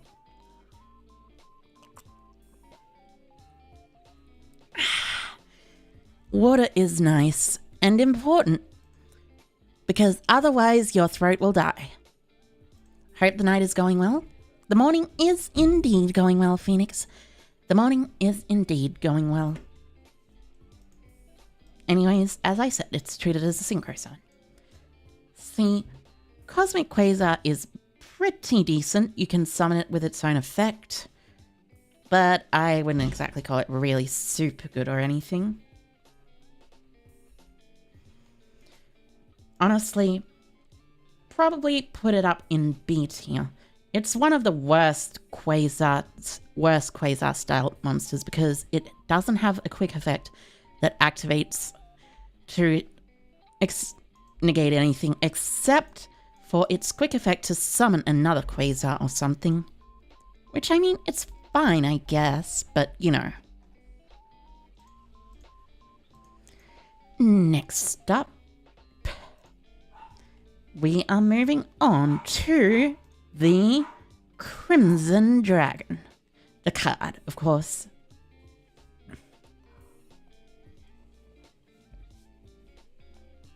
Crimson Dragon is also a character in the 5D series because it is absolutely ridiculous. But, well, let me just read it to you. It's a light dragon synchro that's 12 stars with 0 attack and 0 defense. At first, this doesn't pop out as anything special, probably. However, it requires 1 tuner plus 1 non-tuner monsters, which for a level 12 is a bit weird. Most level 12s require a bit more, although there are a couple that require 1 and 1, but there's not really that good. I mean, Final Sigma's okay, but it has to be in the extra monster zone. If it's special summoned, you can add 1 spell or trap that mentions Crimson Dragon from your deck to your hand. Okay, looking good so far. The spells and traps that would mention Crimson Dragon will probably... The more spells and traps printed that mention Crimson Dragon, the better this will get. However, it's its second effect that absolutely makes this stupid. Quick effect. You can target a level 7 or higher synchro monster on the field except Crimson Dragon. Return it to the extra deck, and if you do, return this card to the extra deck specifically. And if you do, special a dragon synchro from your extra deck with the same level as the targeted monster. And this is treated as a synchro summon. A synchro summon. That part is relatively important because, and this is like a pretty big because. Oh, sorry, hold up. Let me just... Maybe this will make my face easier to see and my mouth. Anyways, this is a really big effect. Because, well, let's just say Crimson Dragon can synchro summon a Hot Red Dragon Archfiend King Calamity. Do you know what Hot Red Dragon Archfiend King Calamity can do? Because Hot Red Dragon Archfiend King Calamity has the effect when it's synchro summoned. For the rest of the turn, your opponent can't activate cards, and cards your opponent controls cannot activate effects. Your opponent also can't activate cards or effects in response to this effect.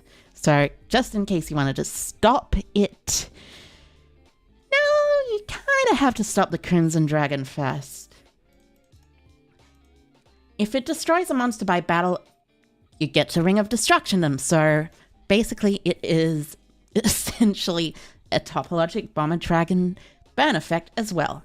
And if it's destroyed by an opponent's card, you can just revive a level 8 or lower Dark Dragon Synchro from your graveyard. The reason this is good is because it locks your opponent out of the game, and you can very easily make King Calamity and Crimson Dragon in the exact same turn. Well, Crimson Dragon and Geomathmech Final Sigma in the exact same turn, to be more specific, which then you target Sigma and return to Special Summon Calamity, which is treated as a Synchro Summon, so it negates everything and stops your opponent from playing the game. This card is going to be banned, or this card, one of the two. They are both ridiculous. Genuinely overpowered. Not anything worse than genuinely overpowered. It is ridiculous. Now moving forward, now that we've done with the second genuinely overpowered card in the set, we'll move on to Vsauce Amritara. Vsauce Amritara is the Vsauce Synchro monster. Essentially, when he's Synchro summoned, he searches any... Well, first off, getting into his effects and stuff, he is a light warrior synchro tuner effect. That is a lot of types, by the way. Warrior synchro tuner effect. He is a level 8 that's 2500 attack, 2100 defense, and requires 1+ tuners and 1 light monster. So, you synchro summon this with multiple tuners and 1 light monster. And he's level 8. I wonder, how do you get that out? Vsauce Amritara? Indeed, grand finale. Indeed. Also, hi Hacker. Welcome, welcome. Hope you're having a good evening. Anyways, this card's name becomes Vsauce Starfrost while on the field. You can only use each of the following effects of Vsauce Amritara once per turn. The first effect's really good because, well, it turns on a lot of your more important cards like your Monadium tuners. These effects, however, they get really good. If it's synchro summoned, you can search any spell or trap that mentions Vsauce from your deck to your hand. This includes all the Monadium traps, spells and traps, all of the Telement spells and traps, and all of the Scareclaw spells and traps. Which kind of says something about this card and how ridiculous it is. During your main phase, you can destroy a monster you control, and all synchro monsters you control will gain 800 attack this turn, including all of the monsters on the field and all of the monsters that you will actually summon. Broken card? Indeed. Amritara is pretty strong. Definitely way up there. Being able to search any of the planet field spells except for primitive planet. Whatever the planet that Raid Soth is called. Primeval. Yeah. There are way too many planet cards in this game. Annoying. Anyways, during the main phase, the destruction effect is good because it destroys a Manadium. And that means you can just summon another Manadium from deck, which is really good. Once Gov comes, this guy also represents an Arise Heart on his own. Yes, that is true, because of the new Visas trap card that summons a heart monster from your extra deck. It's really cool. But anyways, let's go over the cards that currently exist that can search this. Abscission, Breakheart, Imaginings, Reframing, the New World Stars and Formation, Calarium, Primeval Planet Palorino, Primitive Planet Reichphobia, New World Emritara, Realm Resonance, Scareclaw Arrival, Decline, Defanging, Splash, Straddle, Twin Saw, A Shattered Colorless Realm, Telements Crime, Grief, Heartbeat, Metanoise, Scream, Salyak, and Trivikarma. Could link him off for a Light Heart? That is also true, because he is a Visas on the board. Which means, officially, that Meek plus Rionheart is also a Visas, without having to do anything extra. It's kind of ridiculous. I'll put Amritara up in S tier with the rest of the really, really good cards this set. Genuinely, Amritara searching so many good cards, being a Visas Starfrost, which means you can banish it for Vistus Astrolaud from field, and also do other stuff like linking off for Lightheart, for example. Amritara is really strong. Next we got Angelica. If she's special summoned, she's a Fire Warrior Synchro with 5 stars, 1200 attack, 2400 defense. She is thankfully generic, but if she's normal or special summoned, you can add a Horn of Oliphant or one card that mentions Emperor Charles from deck to hand. Now see, the card that mentions Emperor Charles part is important because there are going to be some Emperor Charles mentioning cards that are really good in this set in the near future.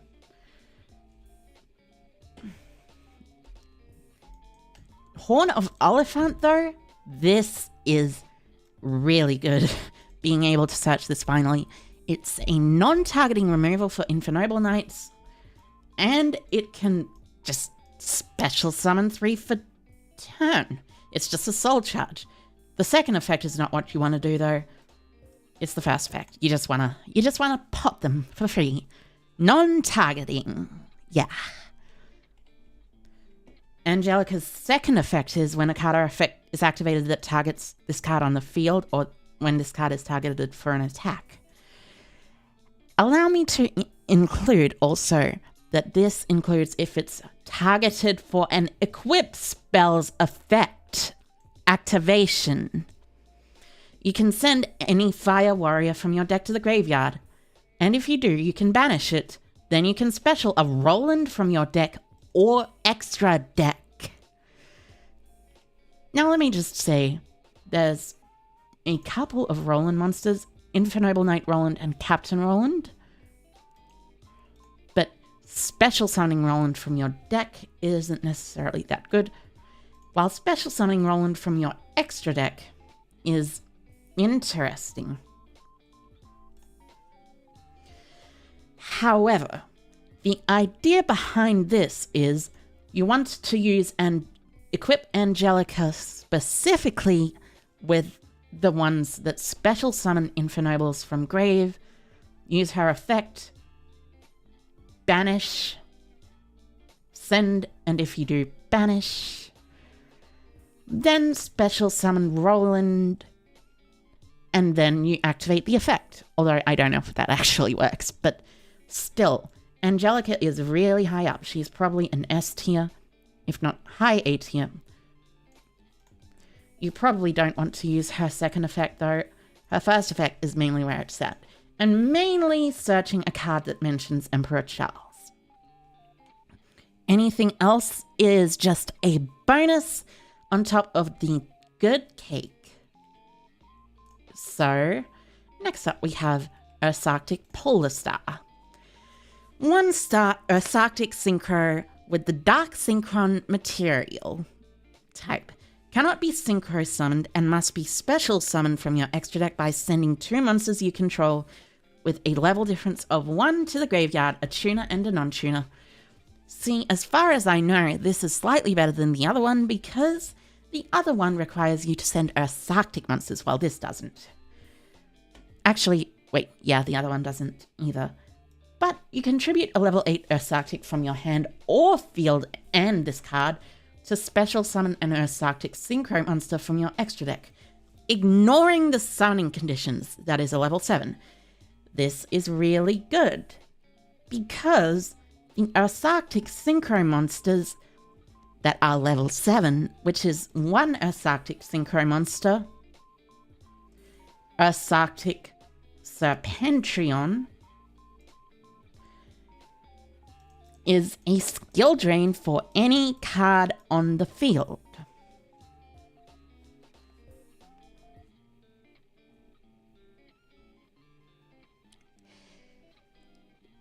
It is a skill drain for any extra deck monster, that is to say. So basically this just free summons a skill drain by tributing an Earth-Arctic. It also gains this effect, and your opponent can't activate the effects of monsters with a level that was special summoned from the extra deck. So, Serpentrion negates monsters without a level and with a level. So it's basically just full-on skill drain now. I wouldn't call this really good though. It's only up there in B tier. It's an Earth-Arctic card after all. But it's a really good Earth-Arctic card.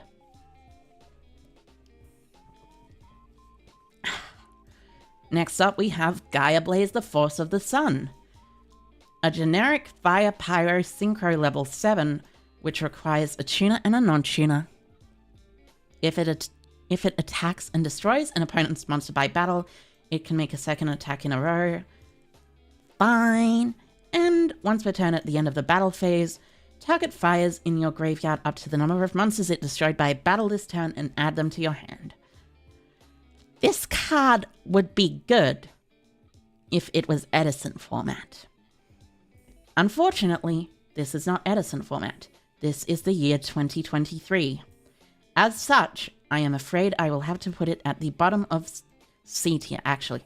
No, D tier, middle. Between the Nemlaria and the Beast. Because at least you can special summon the Beast. You wouldn't want to special summon this or this. Next up, we got ourselves Evil's Outlaws.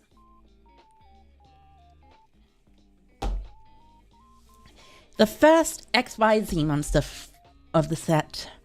It is a 6-star Fire Dragon Xyz with 2500 attack and 1500 defense. I wonder what 6-star dragons there are around these days. Anyways, it requires 2 level 6, and while it has material, your opponent can't target it with monster effects. When your opponent activates a card or effect, you can detach 2 materials from this card, or just 1 material if all this card's materials are reptile and or dinosaur. That is a very specific wording that I have never seen before on any other card. Then target 1 face-up card your opponent controls and negate its effects until the end of this turn. This card is really good. It gives Dragon Link an excuse to actually play any, Xyz monster. It's up here in S tier, not near the top, but it's pretty strong. It's also really good in specifically Transcendosaurus decks, because you can make it with any Transcendosaurus and Frostosaurus, and then it can't be targeted. And it has 2 negates instead of just 1, which is ridiculous.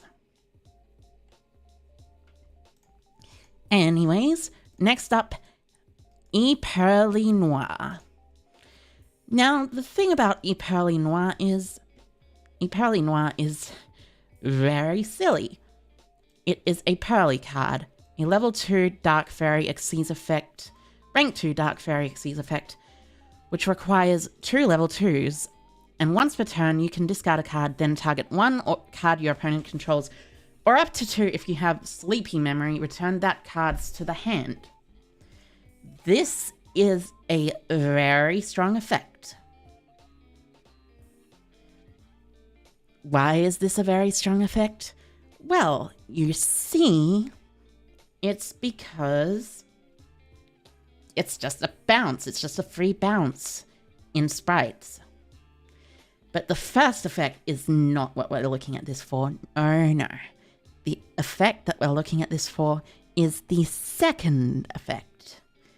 Up to thrice per turn, when you activate a Pearly Quick Play spell, you can attach that card on the field to this card as material. Then you can set one Pearly trap directly from your deck. Well, actually, I lied. Part of the first effect is broken, but not all of it. The second effect, however, is really strong. It means Pearly and the new Pearly trap card, Shirley Pearly, are searchable through your extra deck. Any way possible. And the first effect is no slouch either, because while it's a bounce, the important part of the effect is it mentions Pearly Sleepy Memory. Mentioning the quick play spell means that it is able to be Xyz summoned with it. So, you can Xyz summon this card with Pearly Sleepy Memory off of Pearl Lily, then with Noir. When you activate another Pearly quick play spell, you attach it, set from deck a Pearl Leap. Then you get to draw a card during your opponent's standby phase. Then, with Pearl Leap, you get to special summon X Pearly Noir, which has multiple quick effect disruptions since you have a Pearly as a material. And you also get to draw another card.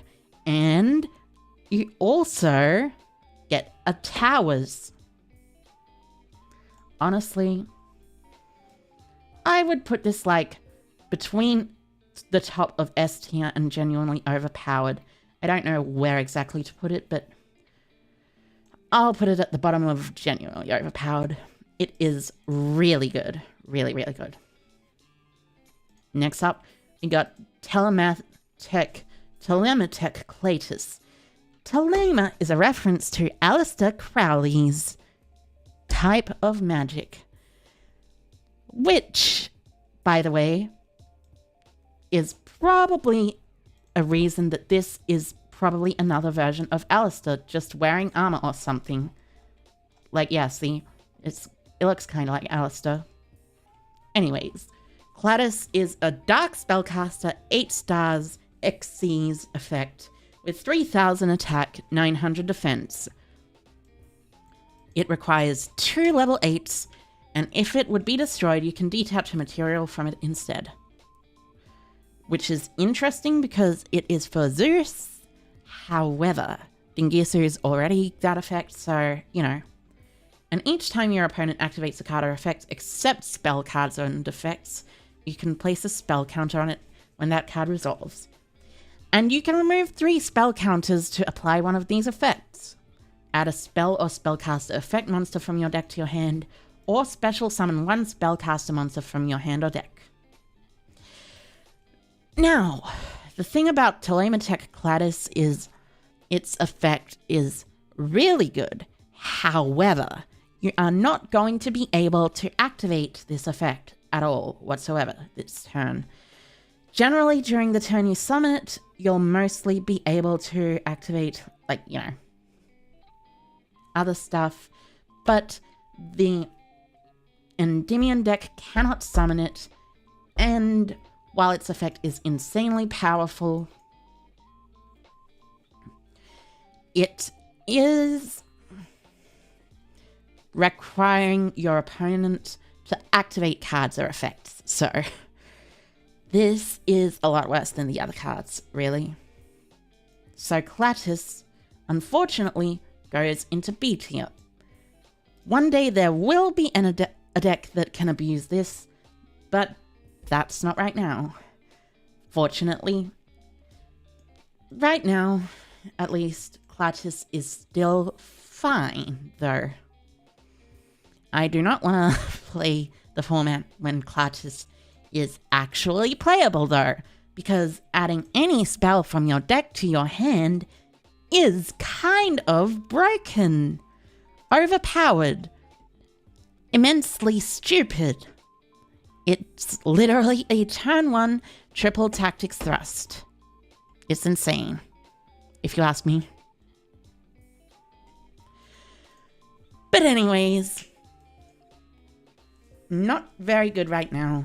Could potentially be genuinely overpowered sometime in the far future when there is a deck that can actually use it.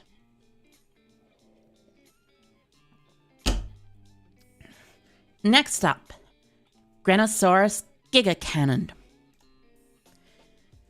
It's a rank 4 dinosaur fire XCs with 2200 attack, 2000 defense. It is a retrain of Granosaurus, which, by the way, only has 100 extra attack. 300 extra attack, I think. Let me just check. Granosaurus. Yes, it has 200 attack and 100 defense. That sure is a weak Giga Cannon then. And when it destroys an opponent's monster by battle and sends it to the graveyard, you can detach a material, inflict 1000, and it gains 1000 attack. This card is interesting, but not particularly good. There are many better cards to play that share the same niche. If it's destroyed, you can target a card on the field, destroy it, and if you do, inflict 1000 damage to your opponent. This effect, however, is interesting. Very interesting. I could see it being abused one day, but not today. I'll put it in B tier along with Telemathmic, just because it is unfortunately not that good. Anyways, with that over and done with, I need to take another little super quick break. I will be right back. See ya in a couple minutes.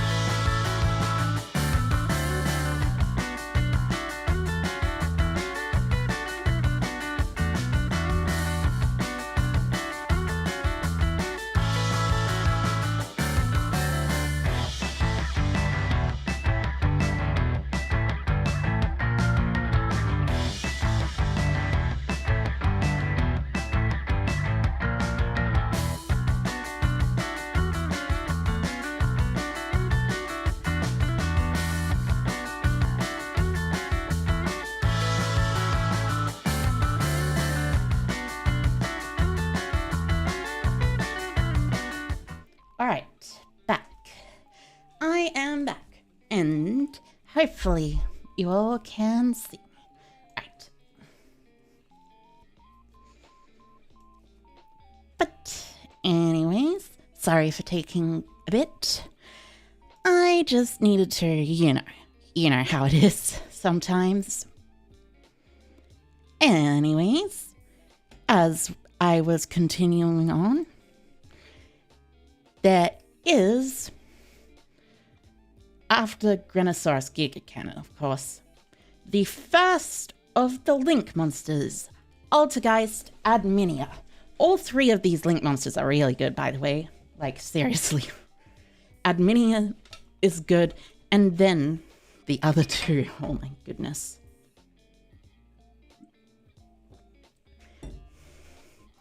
Altergeist Adminia. 2+ Altergeist monsters. If Adminia is Link summoned, you can set an Altergeist trap directly from your deck.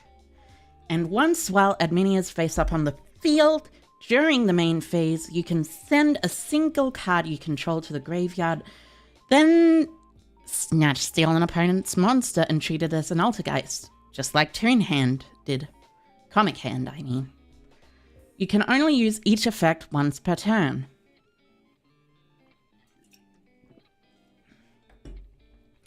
This is a really good card. Like, seriously. Altergeists kind of needed a Link 4 payoff that wasn't just Memory Gant, Barrel Sword, attack for game or something.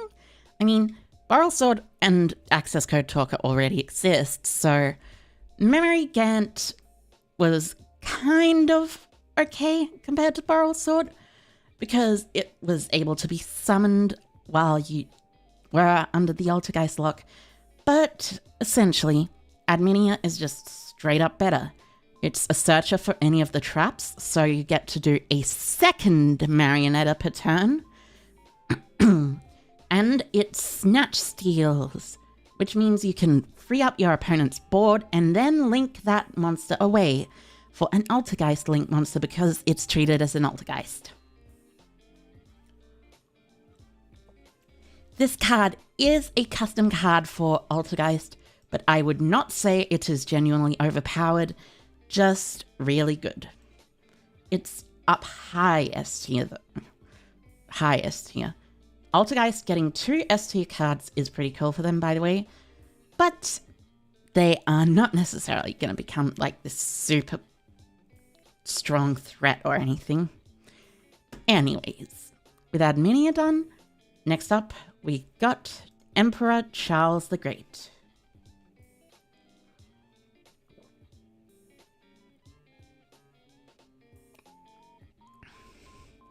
Hold up, just needed to drink a little bit of water to help my hurting throat.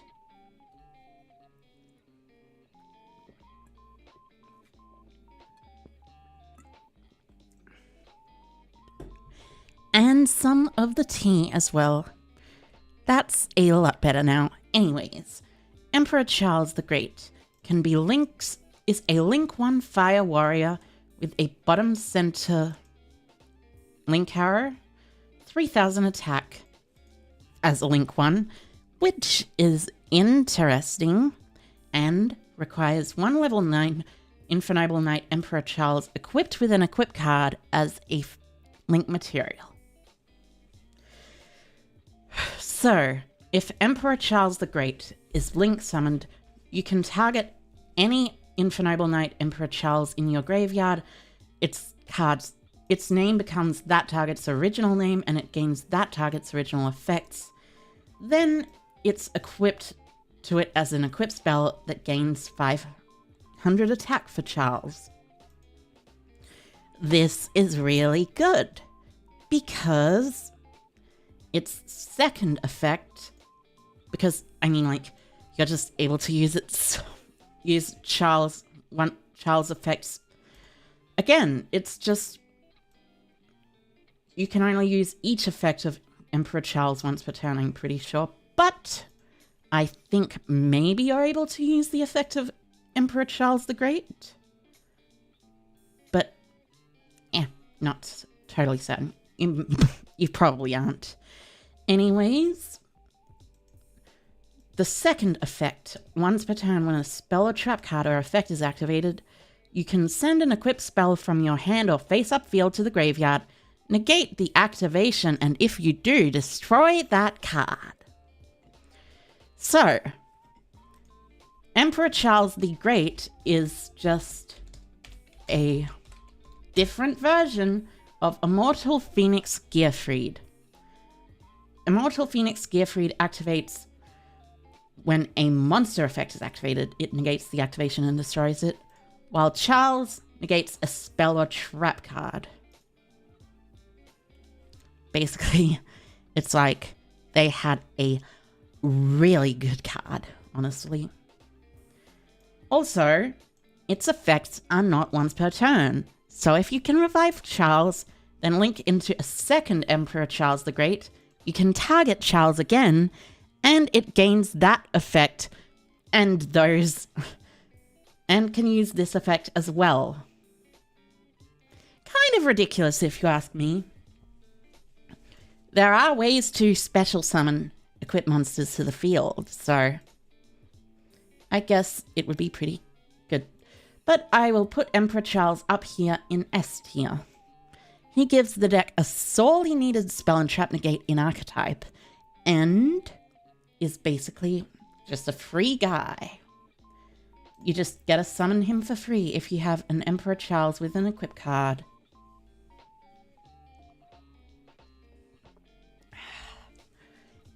And a free negate. Pretty strong. Anyways, next up we go on to the third link of the bunch. Unchained Soul Lord of Yama. Now this is the pinnacle of a custom card for Unchained. It needs 2 fiends, and if it's special summoned, note that wording, not if it's link summoned. Specialed, you can add any Unchained monster from your deck or graveyard to your hand. And if a card you control is destroyed by battle or card effect while it's in the graveyard, you can banish it, special a fiend from hand or graveyard, then you can destroy a card you control. This is really silly.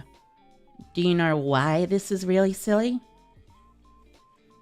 It's really silly because you can just search for Shavara effect, pops it, special summons sets from deck the Unchained Trap, and then you can just do anything you want. And then you activate the effect of the Unchained Trap, pop Shavara, and pop an opponent's card. And in Labyrinth, which by the way, you can make this in Labyrinth because it's generic and needs 2 fiends. And is a fiend as well. You just get another free pop spell. Kind of insane if you ask me. Going right up there in S tier. Above Adminia, to be honest. It's really good. Not Turret or Preventer, though. Not Turret or Preventer. Anyways, now we have finished with the monsters. Now, then, it's time to move onwards to the spells and traps. These spells and traps are really good, let me tell you. First off, Synchro Overtop. Target any number of level 7 or 8 dragon synchro monsters in your graveyard. Soul Charge, but their levels become 1 and their effects are negated. Also, you can't special summon monsters from the extra deck for the rest of the turn except synchro monsters. So it's like Soul Charge, but for a bunch of level 1s, but that also become level 7 or 8 dragon synchros. It's okay. Its second effect is really cool, though. When a synchro monster you control is destroyed by battle, you can banish it to special a Crimson Dragon from your extra deck. Totally fair and balanced great effect, see? It's not, like, super strong. Making the cards level 1 is annoying, but it's still an S tier because it does special summon about a bunch of monsters from the graveyard. even if their effects are negated and they're level 1. And it specials out Crimson Dragon if it's destroyed. That's actually pretty good if you ask me. Next we have Synchro World. This card is pretty interesting.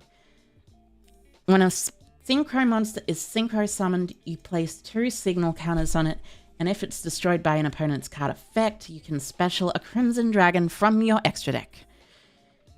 That is on basically every Crimson Dragon thing. You can remove 4, 7, or 10 signal counters from your field to apply the appropriate effect. 4 increases or decreases the level of a face-up monster you control by 1. 7 specials a tuner from your graveyard, and 10 special summons a Synchro from your graveyard. Now, this final effect, the 10 effect, is not necessarily really that good.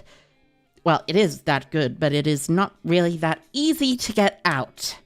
Like, you have to Synchro summon 2, 4, 6, 8, 10, 5 times during a turn. Which, I mean, that's totally reasonable in Synchron, to be fair, but also, a lot of the time in Synchron, if you do use Synchro World, you know, you'll be searching it off of Crimson Dragon as opposed to using Synchro World before summoning Crimson Dragon, unless you play 3 of it, which you wouldn't want to because it's searchable off of Crimson Dragon.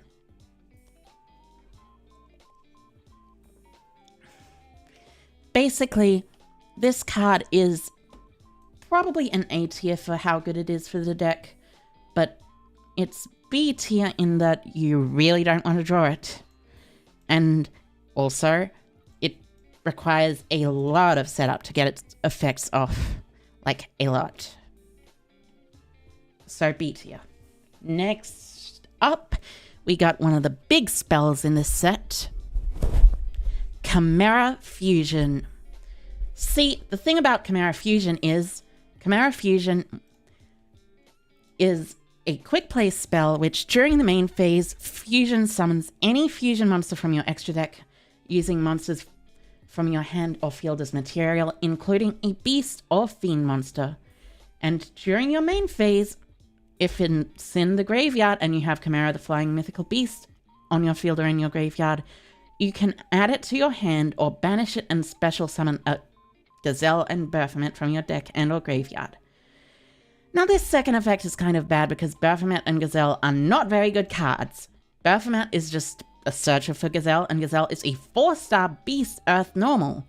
So I guess you can make a link to or something, but hey, it's not that bad, I guess. The first effect is what you want it for in the grave, and the fact that it's a quick play fusion spell that fuses using monsters from hand or field.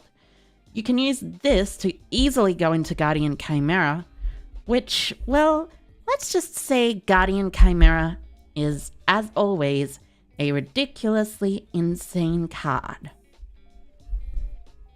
3 monsters, different names, summoned quick speed without having to brand it in red, in branded specifically. I mean, you can do it in other decks, but in branded specifically, this is quite a good card.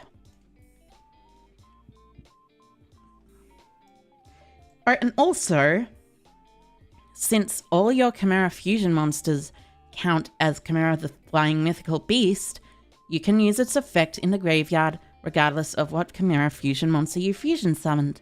So, as you can probably tell, that is a pretty strong way to get this card back into the hand. And it's, well, basically really pushed. So I'll put it up in S tier just because of how good it is, how good its grave effect, and how good it is as a quick play fusion that does not have any stipulations except for using a beast or fiend monster, which, by the way, Frightfur Patchwork can search into Edgem Chain, which is a fiend monster. This card is insane in Fluffles, by the way. It is just a quick play fusion in Fluffles. during your opponent's turn. Yeah. Anyways, moving on. Next up, we have Jurassic Power. It is a continuous spell. All dinosaurs you control gain 300 attack. You can normal summon level 5 or higher dinosaur monsters without attributing, and you can send a dinosaur from your hand or face-up field to the graveyard and add a dinosaur from your deck to your hand with 1200 defense. You can only use this effect once per turn. This card is genuinely awful. Like, I'm pretty sure this card can't actually search anything that's good aside from Doodle Beast Tyranno. Yeah. It searches Doodle Beast Tyranno, Dogaran, and that is about it. Yeah.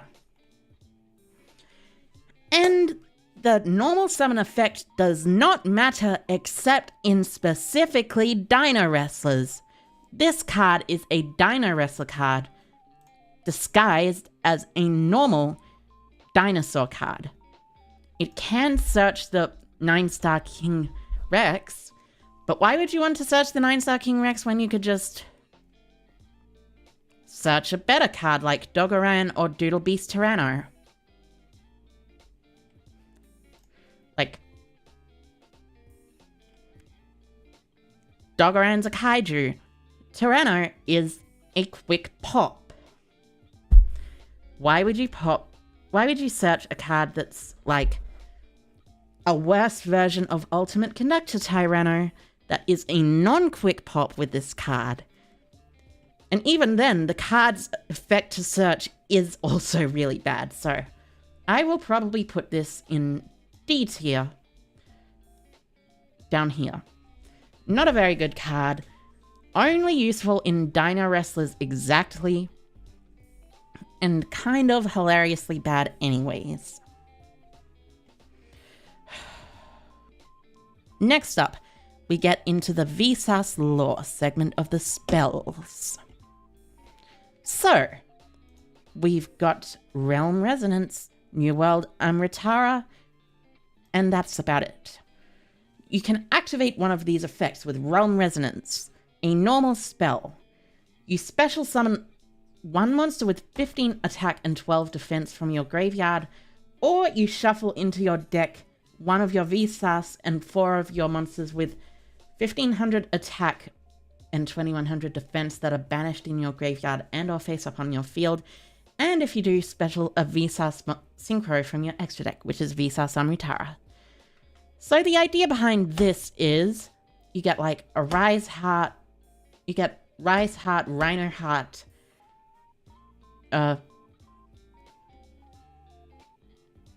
the Scareclaw Light Heart, I guess, and Riem Heart, and then shuffle them back. But the interesting thing is, this does not specify that the 4 monsters have to be different names. So you can actually just shuffle back and reuse all of your Manadium cards. It's also just a good extender, because you just special summon a monster back like Riem Heart or something that you need a special summon. So honestly, gonna give this solid A. It's not that good, but it's pretty decent in Manadium. It's all just fine. Next up, New World Amritara. This is the new field spell. Can only be activated while Vsauce is on the field, and once per turn, if a monster you control is destroyed by battle or card effect and sent to the graveyard or banished, you can special summon one of those monsters. One tuner on the field gains attack equal to half the original attack of those monsters. Shuffle one of those monsters into the deck, and if you do, draw 1 card. And shuffle it into the deck, and if you do, add 1 field spell from your deck to your hand. Graveyard to your hand, actually. That's even worse. So, this is a worse Peaceful Planet Calarium. Even if you shuffle one of those monsters back into the deck, I mean, sure, it's fine, I guess. But this is the only really good effect. This effect doesn't help. This effect recycles a field spell, sure, but like, You don't need to recycle your field spell if you're already winning the game. And this is just, you know, Calarium, but for non-tuners as well as tuners. Which is kind of bad because Calarium is just fine already as it is. You don't need to activate this over Calarium. So I shall give this a solid C tier at the very bottom. Actually D. D tier. Mid-top. Next we have Infernoble Arms Almace. Almace is interesting. While it's equipped to a monster, you can equip an Infernoble equip spell from your deck or graveyard to one appropriate monster you control, then destroy it. So this is good because it searches the Infernoble Searcher, which is da-da-da-da-da-da, the actual good one. Infernoble Noble Arms. Well, you know, the Noble Arms that searches a Fire Warrior. It's unfortunate that it has to equip to a monster you control, because if it was any monster on the field, that'd be a lot stronger because it would make Vanquish Soul a lot more consistent going second. But given Almace is your monster, it's still pretty good for the archetype. I shall put Almace all the way up to A tier. Maybe near the top, maybe closer to the middle. Almace, just a pretty good card, generally. Searches any Infernoble Arms card. Next we have Noble Arms Museum, which is basically a museum where all the Infernoble Arms are. And we have a whole bunch of people in silhouettes in there. It's a field spell, which has the effect all Fire Warriors gain 500, which is decent because it just pumps up your Fire Warriors. Sometimes that actually matters in games. And you can pay 1200 life points, a very specific amount of life points, to add a Noble Arms from your deck to your hand, except Noble Arms Museum.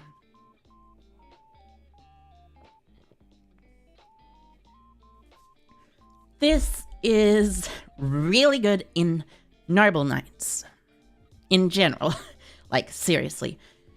It's amazing in Infernoble Knights, but just as a Noble Knight deck, it's really good. It searches the searcher that searches the monster, which searches the searcher. It actually searches the face-up spell card. Well, not face-up spell card, just the normal spell, which searches Infernoble Knights. It can also just straight up search the card, which is, like, you know, really strong. List of Fire Warriors? Nyeh. I'm pretty sure I know what Noble Arms I'm talking about, but anyways, it's Infernoble Arms.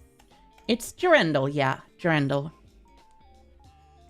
You search Durendal with Museum, you can equip Durendal to anything, pop it, search a Razin, and then you've basically got a whole bunch of cool stuff. You can also just special summon an Infernoble Knight from your spell and trap zone. Even a Noble Knight, just a regular Noble Knight as well. It's really cool. Honestly, I put this in S tier because it's just a good field spell in general. Depending on whether or not Noble Knights actually become good at some point, which I'd imagine Konami is going to try again for that, just pure Noble Knights to actually be good, this might end up really good. But as of right now, it's just S tier, low S tier. Just S tier is very high, by the way, so even if it's just S tier, it's still pretty strong. Next up, we have Emergency. That is a reference to PSO2. So basically, what Emergency does is It's a Rescue Ace card. It's really good. It's a special summon a Rescue Ace from the deck in defense position, tribute a Rescue Ace from hand or field, and during the main phase, you can banish it and target a Rescue Ace trap in your graveyard and set it. If you can't tell, this card is really crazy. It special summons a Rescue Ace from your deck, which includes Rescue Ace Turbulence, by the way. Then tributes any Rescue Ace, which gets your opponent's field, gets your field free, triggers your Rescue Ace grave effects, specifically Rescue Ace Preventer, because Rescue Ace Preventer is really strong when it's sent to the graveyard and specials a banished monster, and you can banish it to set any Rescue Ace trap.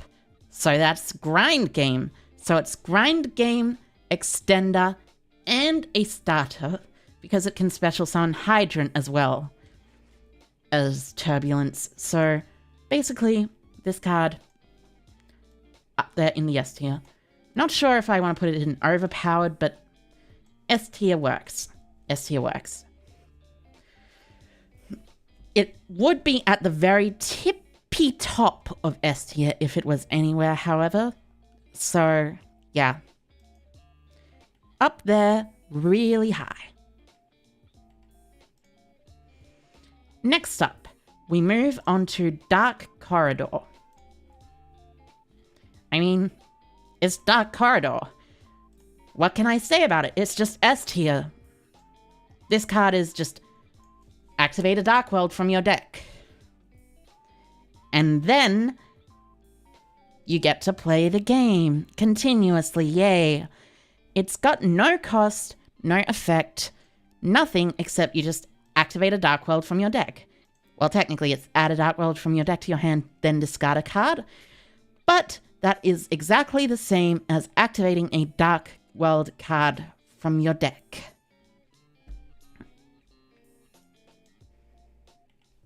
Instant S tier. Now, Sinful Spoils of Subversion, Snake Eye, is an interesting card. As of right now, Sinful Spoils is an archetype that doesn't really, exist in the form it'll come to exist in the next set. There are a couple of support cards for another card which are basically Sinful Spoils, but pretty much any Sinful Spoils card can be searched by the new lore monster, as far as I can tell. As far as I can tell, she is the new lore monster.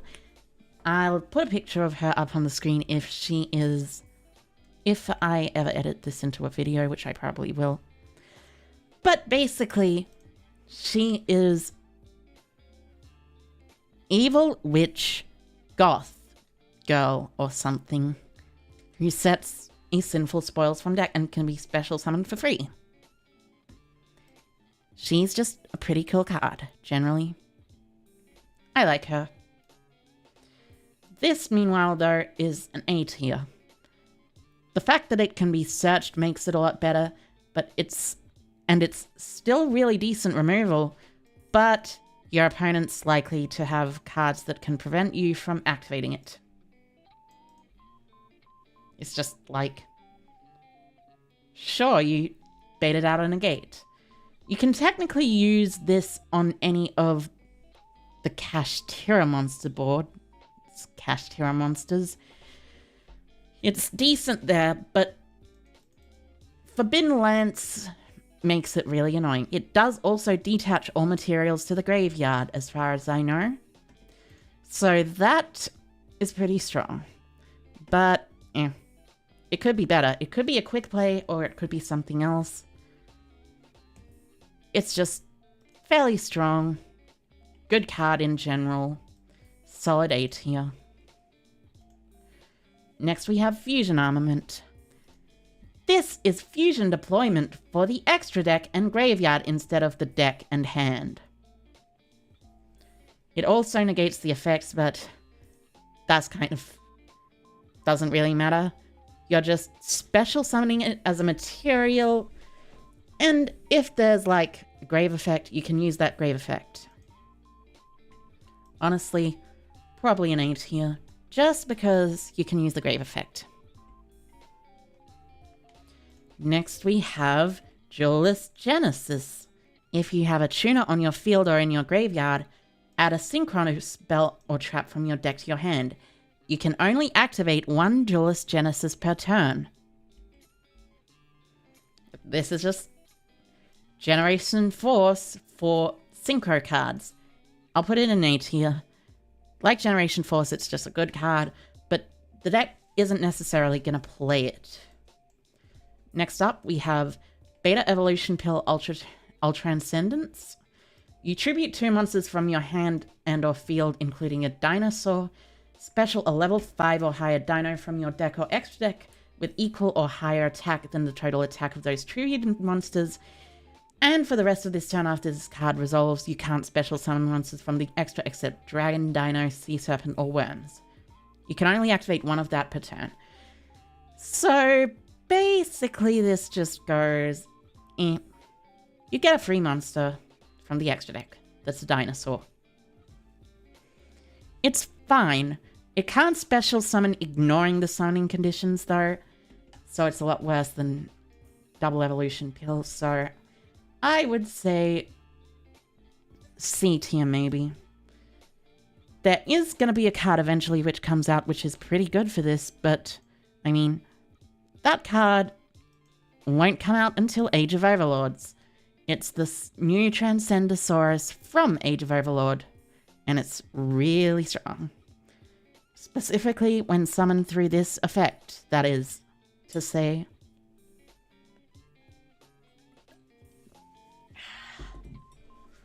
But yeah, it's not really the strongest.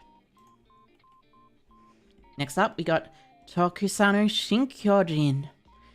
Tokusano Shinkyojin is interesting. It's trade-in, but from your field as well, and you can also send multiple monsters. And it's for level 10, and you draw 2 cards. So, this card is interesting because it is an out to the Ibli lock. By that alone, I'll put it on A tier, but otherwise, it's just a decent card. It's like, just draw 2 cards for free in any level 10 deck. It's like a trade-in level 10. Just really nice. Next up, we have Over-Exaggeration.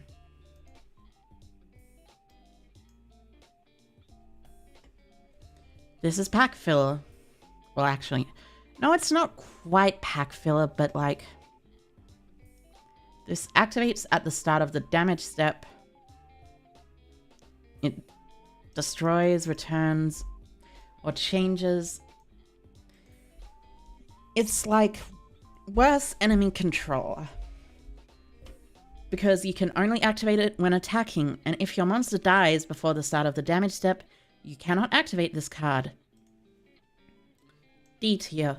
Only reason it's not pack filler is because there are some things you can do with this. It's not very good though. Next up, Million Century Ice Prison. During the main phase, if a monster you control leaves the field by an opponent's monster effect, except by being destroyed, activate one of these effects. You end the main phase or skip main phase 1 of your opponent's next turn. Not really that good. Interesting, but for Ice Jade, it's not really that good at all. For Ice Jade, it's decent. It's unsearchable, though. But generally, why would you play a card that does nothing when you draw it? D tier again. Aqua Chorus Round. Banish a card from your hand, and if you do, during your next standby phase, you can add up to 2 cards with the same name as that banished card from your deck to your hand.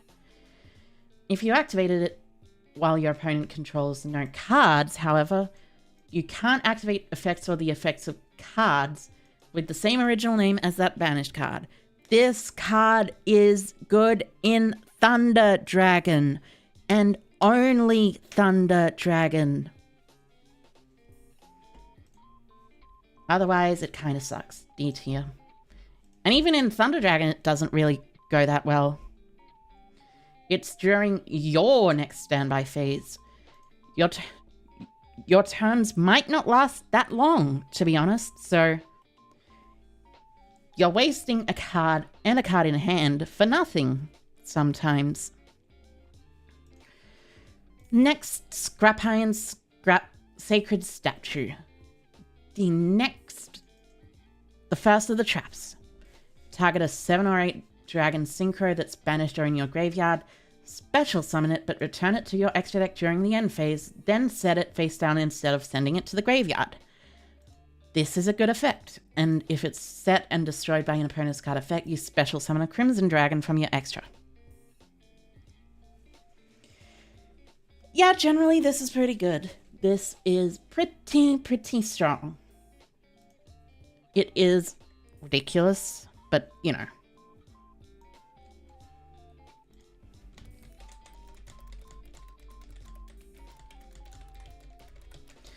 Anyways.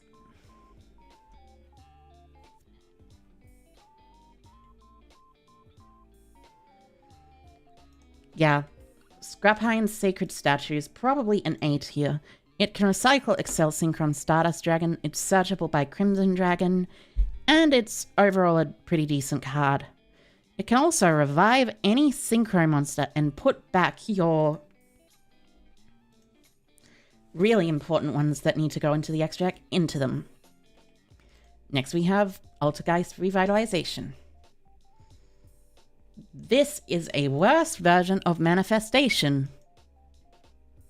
The Grave effect kind of sucks too because you can already do all your Altergeist plays by special summoning. D tier.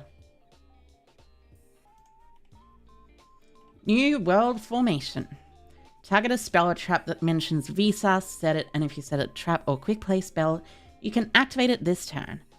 You can banish it, then target 3 spells or traps in the graveyard that mention Vsauce, shuffle them into the deck. This is really cool. It allows you to shuffle back your own field spells, set any trap that you want to set, basically do anything that you want to do. But it's not particularly good. Like, I guess you would play it in Telements if anything, but even in Telements there are better choices. D tier. New World Stars. Oh wait, maybe New World Formation is actually good, but only to set Monadium Reframing. But I'm pretty sure Monadium Reframing is a hard once per turn. Yep, it is a hard once per turn. D tier still. New World Stars is a continuous trap that says while you control Vsauce the first time each monster you control would be destroyed by battle, it's not destroyed. And if you control Vsauce, you can shuffle a monster in your graveyard back into the deck or add it to your hand. This one is interesting. It seems like it would create a pretty big grind game with Vsauce Amritara, but at the same time, really all that New World Stars does is just, you know, sits there doing nothing, and it's like a worse version of Spiral Resort, but for Vsauce. And it's not even a field spell. If this and the field spell were swapped around, I honestly would prefer that. But as this is now, it's a C tier. Relatively low. But it is not the worst card of all time.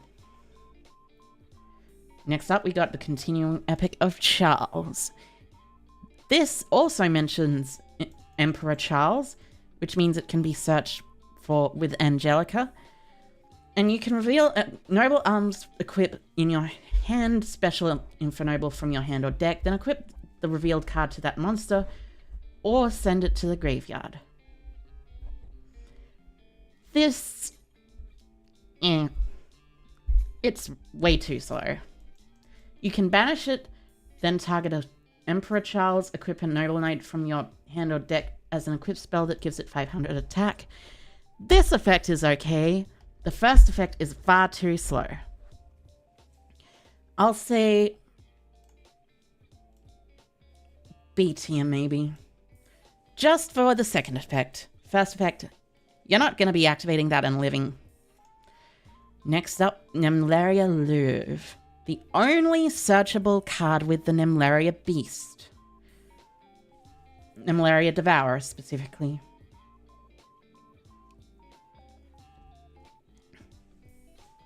So, Louvre specials a Nemlaria or level 10 from your hand or deck in defense position, but returns it to the hand during the end phase. And you can also banish it, then target a face-up monster your opponent controls, and it loses 100 attack for each of your face-down banished cards. This is not particularly good. Honestly.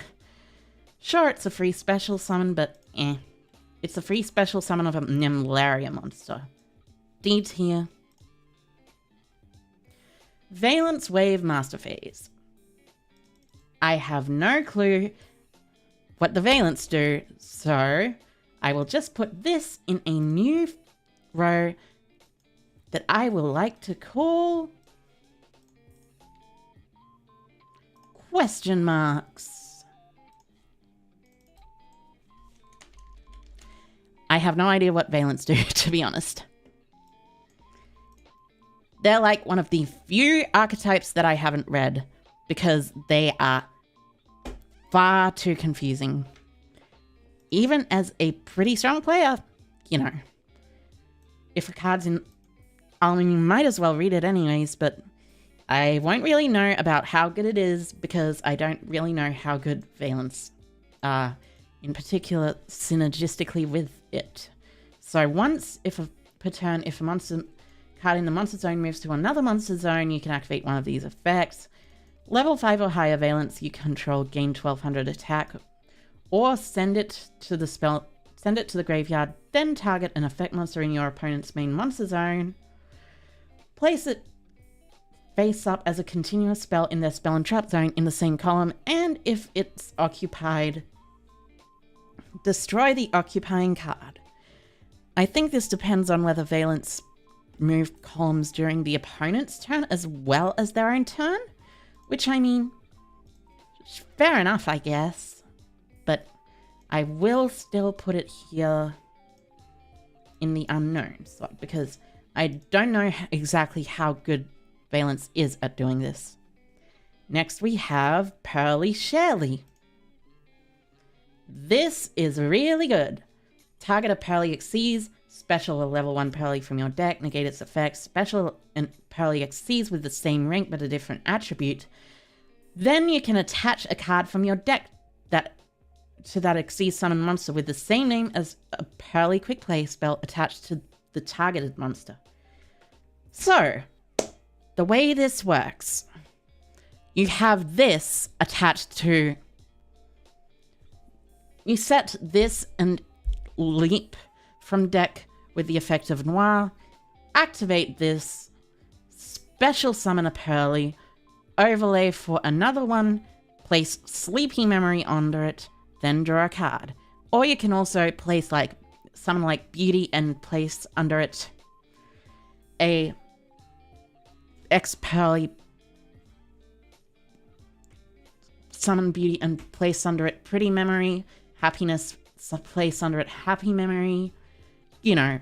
But it's just another draw engine for the deck, basically. Really strong. S tier. Not the top of it, but Noir kind of makes it difficult to tell. Next we have Mikanko Spirit Walk, the final Mikanko card of the set. It is a normal trap which targets the face-up monster your opponent controls and equips it to one Mikanko you control as an equipped spell. Then if a ritual monster is on the field, burn your opponent for 500 each, which I guess is a finishing off tool in Mikanko.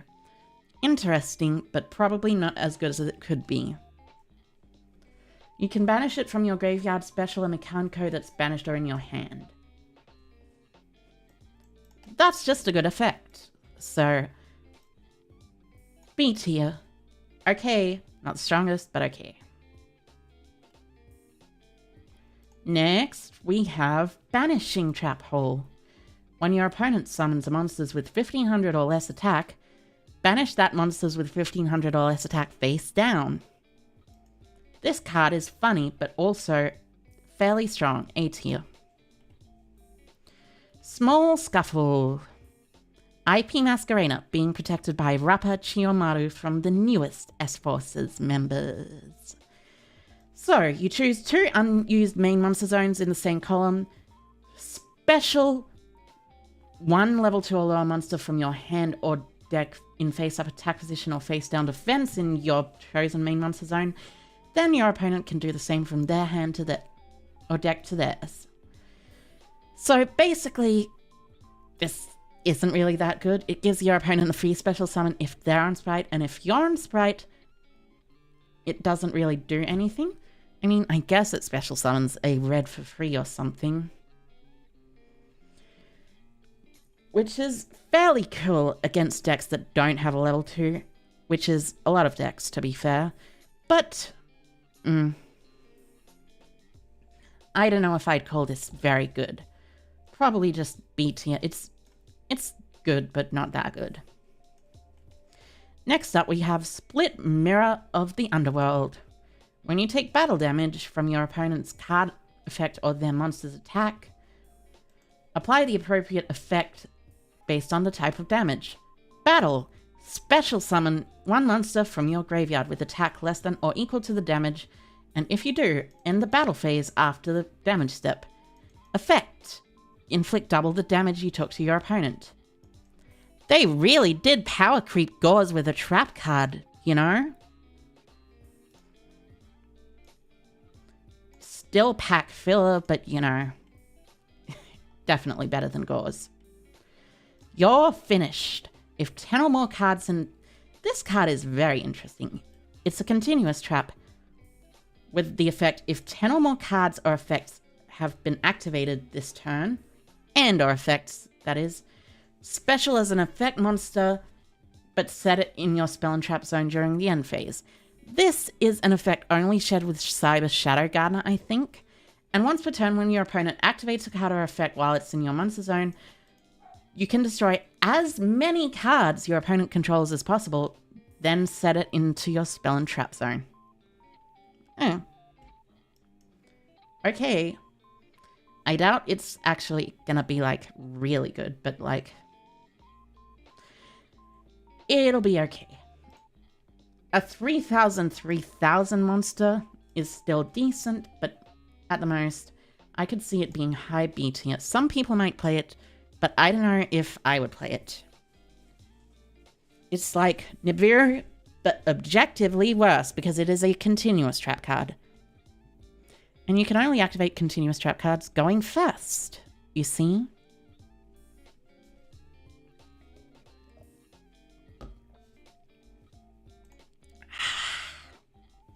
Excuse me, needed a slight drink of water again.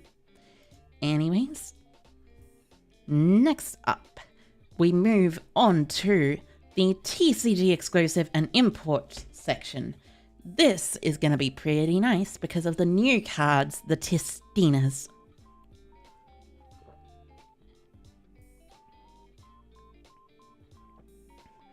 It's also going to just be a nice one in general because of some of the OCG supports that have been brought in.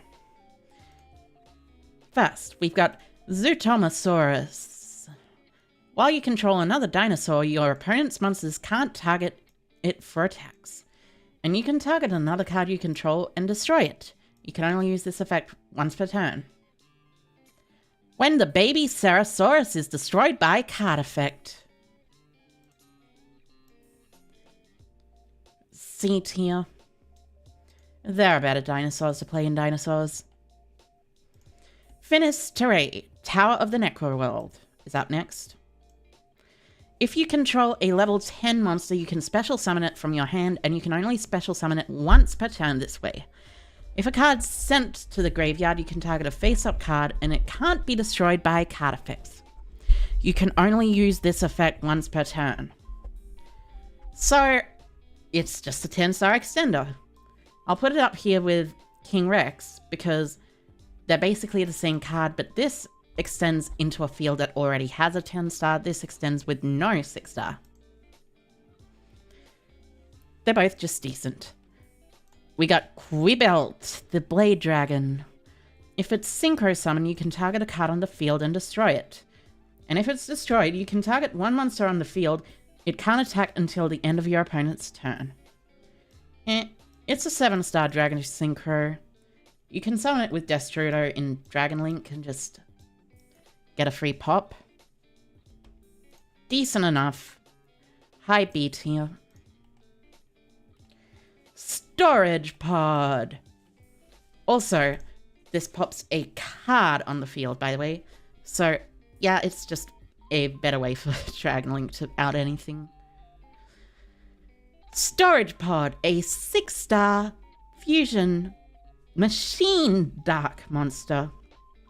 It requires Trifortress Stops or Stegocyber and one machine or dinosaur monster. Trifortress Tops, if you remember correctly, is not really the best card, while Stegocyber is also not necessarily that great.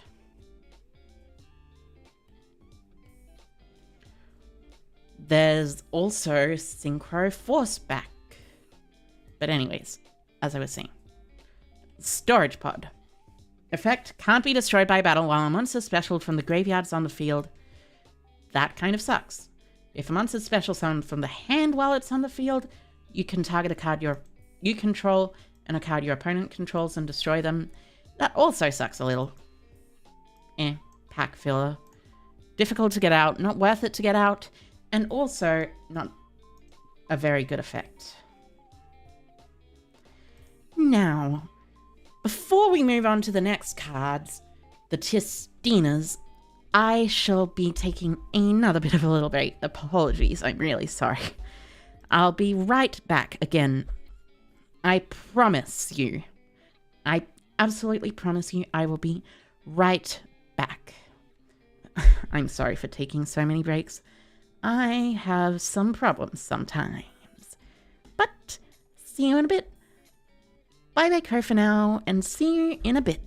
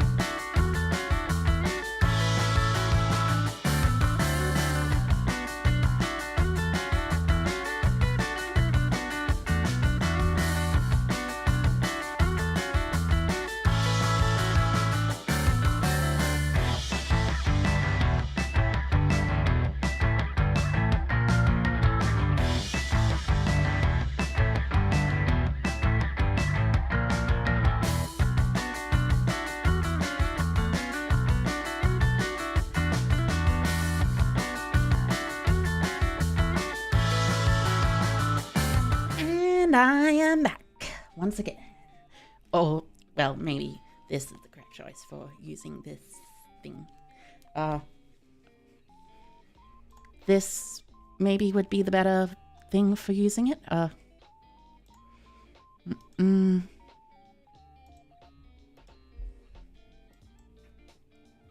But hey, it should be fine. I'll be just fine. Anyways, now that I'm back, I can get into the last segment of the Duelist Nexus set. Starting out with Synchro Forceback. So, Synchro Forceback is a trap card which says, target monsters on the field up to the number of synchros with different names you control. Return them to the hand. This is really good. This is really good. But the issue is it isn't really searchable except through certain cards like Duelist Genesis or, you know, other similar cards. So I'd honestly put it at a B tier, but you can still draw into it with Hyper Librarian if you're trying hard enough. Thankfully for this game. Anyways, next up, we go into the Tistina series. Well, not series, archetype. Now, the Tistina archetype have one thing in common. That thing they have in common?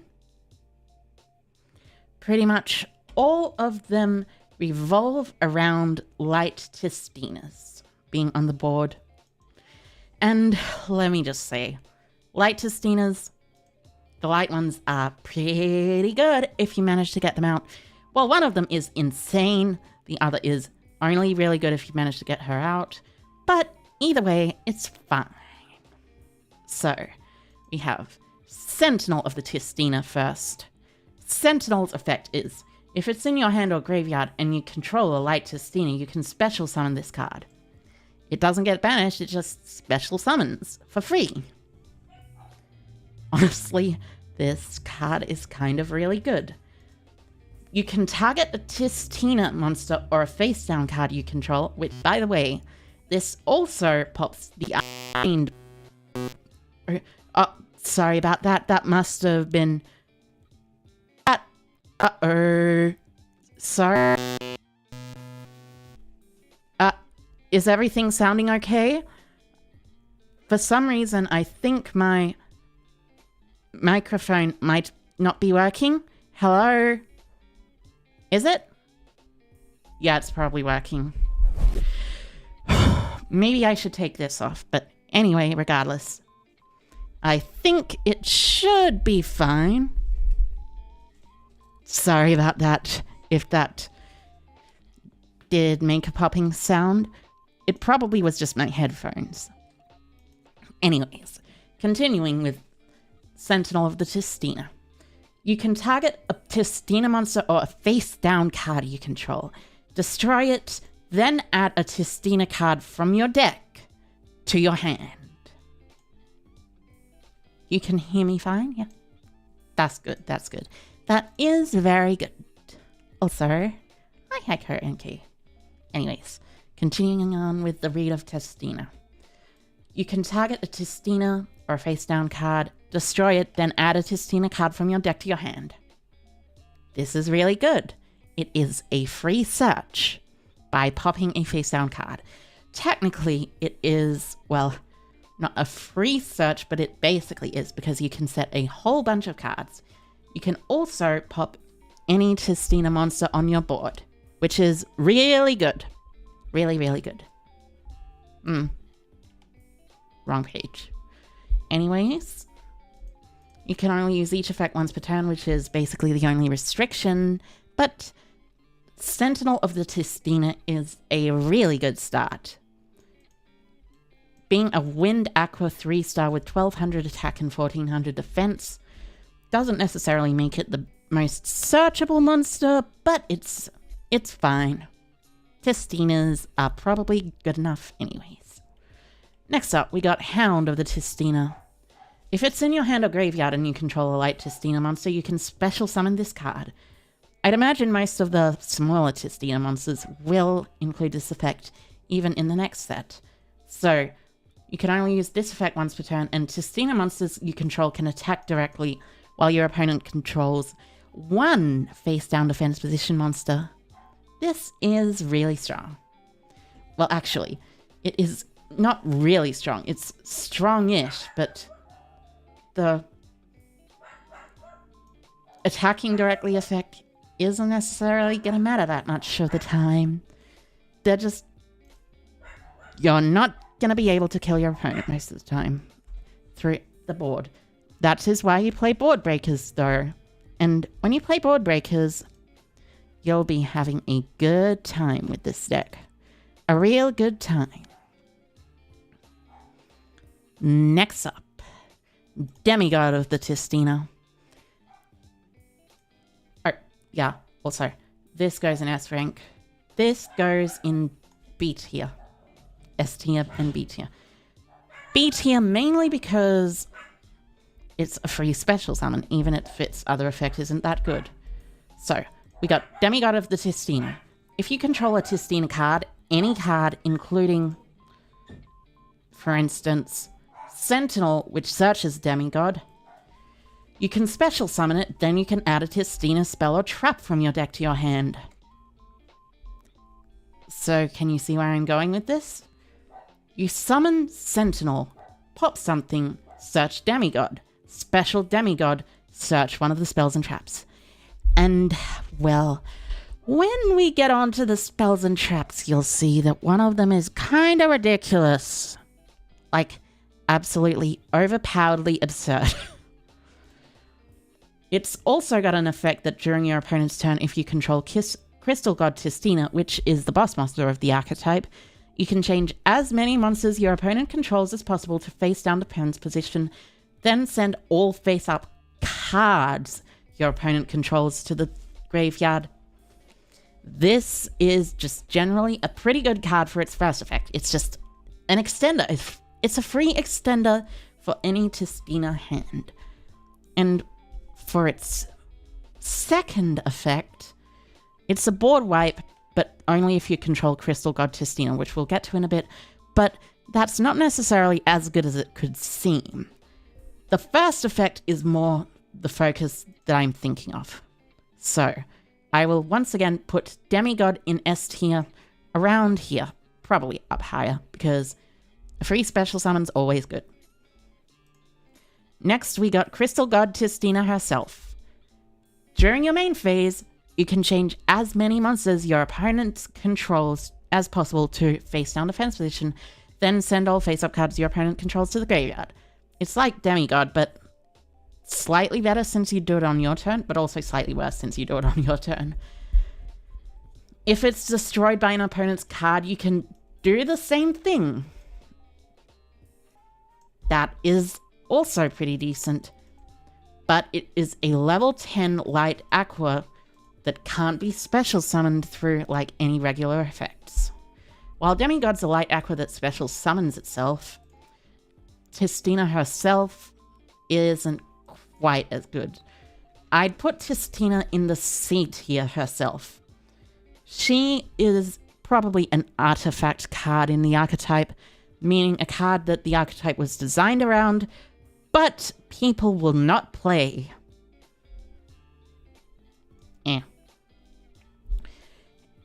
Anyways, she is actually kind of decent, however, because there is one way in Engine to special summon her, so the C rank probably goes up to a B rank, but she can't be special summoned by herself. In a vacuum, she'd be a C rank, but in the archetype, she is a B rank. So, anyways, next up we have Divine Domain Bar Tistina. Divine Domain Bar Tistina says, during your main phase, you can send a Tistina monster from your deck to your graveyard. Then, if your opponent controls 3 or more face-up cards, you can special summon a Crystal God Tistina from your deck. If it's destroyed by your opponent's card effect, you can special summon a Tistina from your deck or graveyard. Honestly, the first effect is just Foolish Burial. It's just literally Foolish Burial for the deck. It is insane. This card is ridiculous. This card is Foolish Burial for cards that revive themselves as long as you have a light Tistina up. It's definitely not as good as the monsters though, because, well, you know, but it's still pretty good. A tier. Solid. And the special summoning of Crystal God Tistina, yeah, let's just say that allows you to break boards pretty easily. Unfortunately, it loses to Kashtira, but what doesn't in this day and age? Next, we have Breath of the Tistina. During your main phase, Breath of the Tistina is a continuous spell card. During the main phase, you can normal summon one Tistina monster in addition to your normal summon or set. You can only gain this effect once per turn. You can target one face-up monster you control, or if you control a light Tistina, a face-up monster on the field instead. Book of Moon it. Then add a Tistina card from your deck to your hand except itself. This card is ridiculous. It's insane. It's a free normal summon. You normal summon. You open this in any monster. You activate this. Normal summon the monster. Effect, flip face down. Search a Tistina. Normal summon the Tistina or special summon the other Tistina. It is just absolutely ridiculous in the best way. Incredibly insane. I cannot believe no one has realized just how much of a custom card this is. Fortunately, it's not yet overpowered because the Tistina cards are slightly worse, but I will still put it in the genuinely overpowered mark here, because, like, still, this card is ridiculous. Then, last, we have Signs of the Tistina. You activate it by targeting a face-up monster on the field, special summon it as an effect monster with the following effect. During the opponent's turn, when it leaves the field, destroy this card, and during your opponent's turn, when this card leaves the field, destroy that target. This card is D tier at best. Pack filler at worst. It's just a 0 attack monster that special summons it, that requires it to leave the field during the opponent's turn. They will just not do that. They will just send their cards away and get rid of this instead. It sucks, to be honest. Now that we're done with the Tistinas, as you can see, several of them are really ridiculous. This is a custom card. This are really good. This is Foolish Burial that special summons your boss monster from the deck. The boss monster just outboards. And this is just a free special summon. But this just sucks. Tistinas are a lot better than people may realize at first glance. Anyways, next up, we're moving on to the OCG imports. First, Daidara Bocchi. Daidara Bocchi is, as far as I know, based on a popular yokai from Japanese mythology. It can't be special summoned. It's level 10 Earth Zombie effect. The zombie part is important because most yokai monsters in Yu-Gi-Oh! Are zombie monsters. It can't be special. You contribute it by tributing a zombie monster, and it gains 200 attack for each zombie you control except itself. A single zombie monster. And at the start of your main phase 1, if you have this card and 2 or more zombies in your graveyard, discard this card and add it to your hand. This is pack filler. Stardust Worm. Stardust Worm's a 1-star light dragon effect monster with 0 attack and 0 defense. If it's in your hand or graveyard and you control a level 8 or higher dragon synchro, you can special summon it, but banish it when it leaves the field. And you contribute it to special summon up to 2 level 1 light dragon monsters from your hand or graveyard, and or graveyard specifically, except Worm, but their effects are negated. You can only use each effect once per turn. So basically, this is something to do with Converging Wills. You're supposed to search it with Converging Wills, special summon 2 Light Dragons for free, Synchro for Majestic Stardust Dragon, and do whatever, but honestly, C tier. You'd rather search Converging Wills Dragon. And it's not that good anyway. Next we have Red Eyes Black Meteor Dragon. You can send a level 5 or higher. Red Eyes Black Meteor Dragon is a Dark Dragon 6-star effect monster with 2000 attack and 2000 defense, just to clarify. You can send a level 5 or higher normal monster from your hand or deck to the graveyard to special summon it, then increase its level by 1. This is interesting. Why is this interesting? Because this can send Psyframe Driver from your hand or deck to the graveyard. During the main phase, except the turn it was sent to the grave, you can banish it from your grave and add a Red Eyes Fusion from your deck or grave to your hand. So it just searches the Dragoon card. It searches Dragoon card. Dragoon Machine broke. But the first effect is more important than the second effect. Just special summoning a monster for free, sending Driver from deck to graveyard, and getting out a monster is pretty good. It's a decent enough card in Dragon Link. I'll put it in A tier. Diabolica the Dragonic General is the next card of choice, and her effect is if you control a fiend, if a fiend monster's except herself is sent to grave by card effect, you can special summon her from your graveyard or hand, but banish it when it leaves the field. When she's sent to the grave by card effect, you target a fiend in your grave, add it to your hand. I mean, she's decent enough. You can only use one of her effects that turn, but she is still just like okay, I guess. Not the greatest, not the worst, just okay. A free special summon and a returning to your hand. Unfortunately, it's sent to the graveyard by card effect, not leaves the field by card effect, so it's a lot worse than it could be, because if it was leaves the field by card effect, it would actually be good in Labyrinth. As it is right now, I'm gonna put Diabolica in C tier. Next we have Super Heavy Samurai Security. If it's normal or special, add a face-up machine pendulum from your extra deck to your hand. If you have no spell or traps in your grave, you contribute it. Special an earth machine with 1500 or less attack from your graveyard, except security itself. You can only use each effect once per turn. This is just not very good. This is just worse Super Heavy Samurai Scales. The adding a face-up machine pendulum monster's decent, I guess, but like still, it's worse Scales.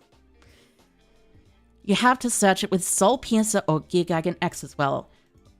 Oh, wait, actually you can search this with the effect of Ancient Gearbox. Interesting.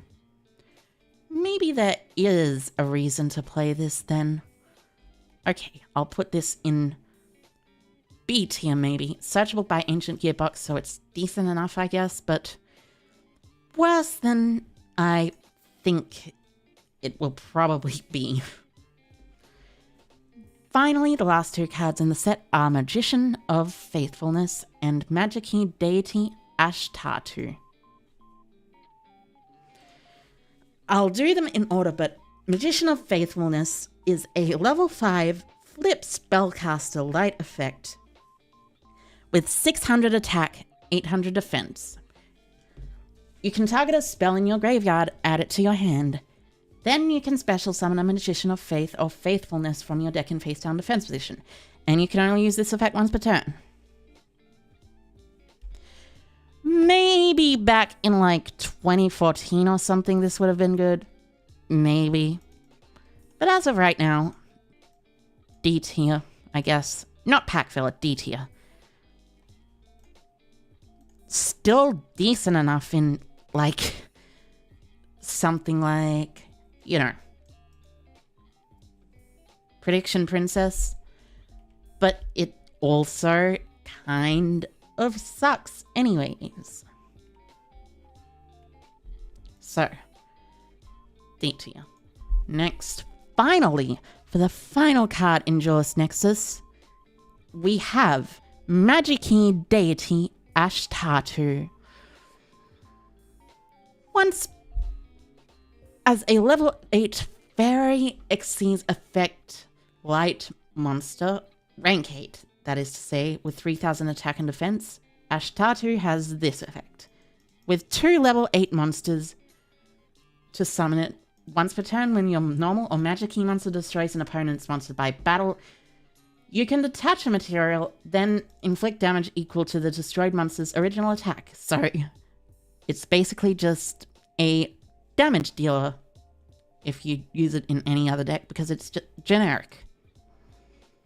Also, once during your opponent's main phase per turn, you can target a monster your opponent controls with the same attribute as a normal monster or a magic key you control or is in your graveyard.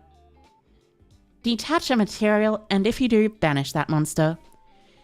This is particularly good against light decks, but really, it's not that good in general. I'd give it a B tier just because it's decent enough, but yeah. Ashtatu is fine. Not super good, but fine. And that was it. That was every single card in Duelist Nexus.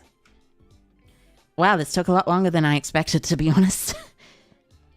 But at least I managed to do it. Like, seriously. I still have no clue about this, though. But anyways, thanks everyone for coming along. If you think my tier list has anything that can be changed around, maybe you should let me know sometime. I think basically everything here is covered. Like, all the S tiers are S tier, all the A tiers are A tier, B tiers, B tier, genuinely overpowered are mostly genuinely overpowered. I'm not sure about this one though. This one could potentially not be overpowered. It entirely depends on the Tistinas. But, regardless, everything else is in order, I think. So, honestly, I think I had a lot of fun doing this.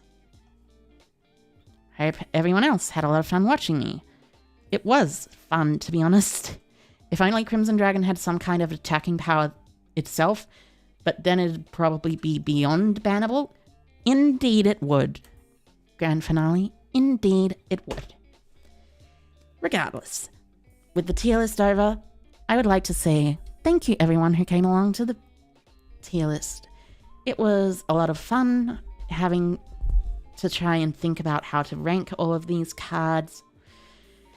I think a lot of them are really good, but like, some of them are far and above better than the others. And some of them are missed out for their potential, the Tistina cards for instance. And with that, I will say I'm gonna finish up for today. Hope it was a good stream and hope everyone enjoyed it a ton. Make sure to have a good evening, day, or night. Thank you everyone for coming.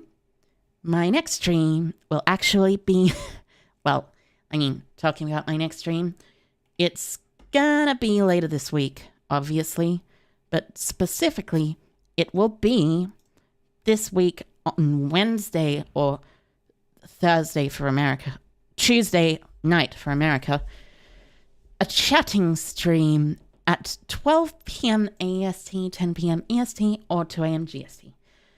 If you want to get any updates on that, you can follow my Twitter, to be honest, but a lot of the time, I don't know if I'll be able to, like, you know, get that many updates.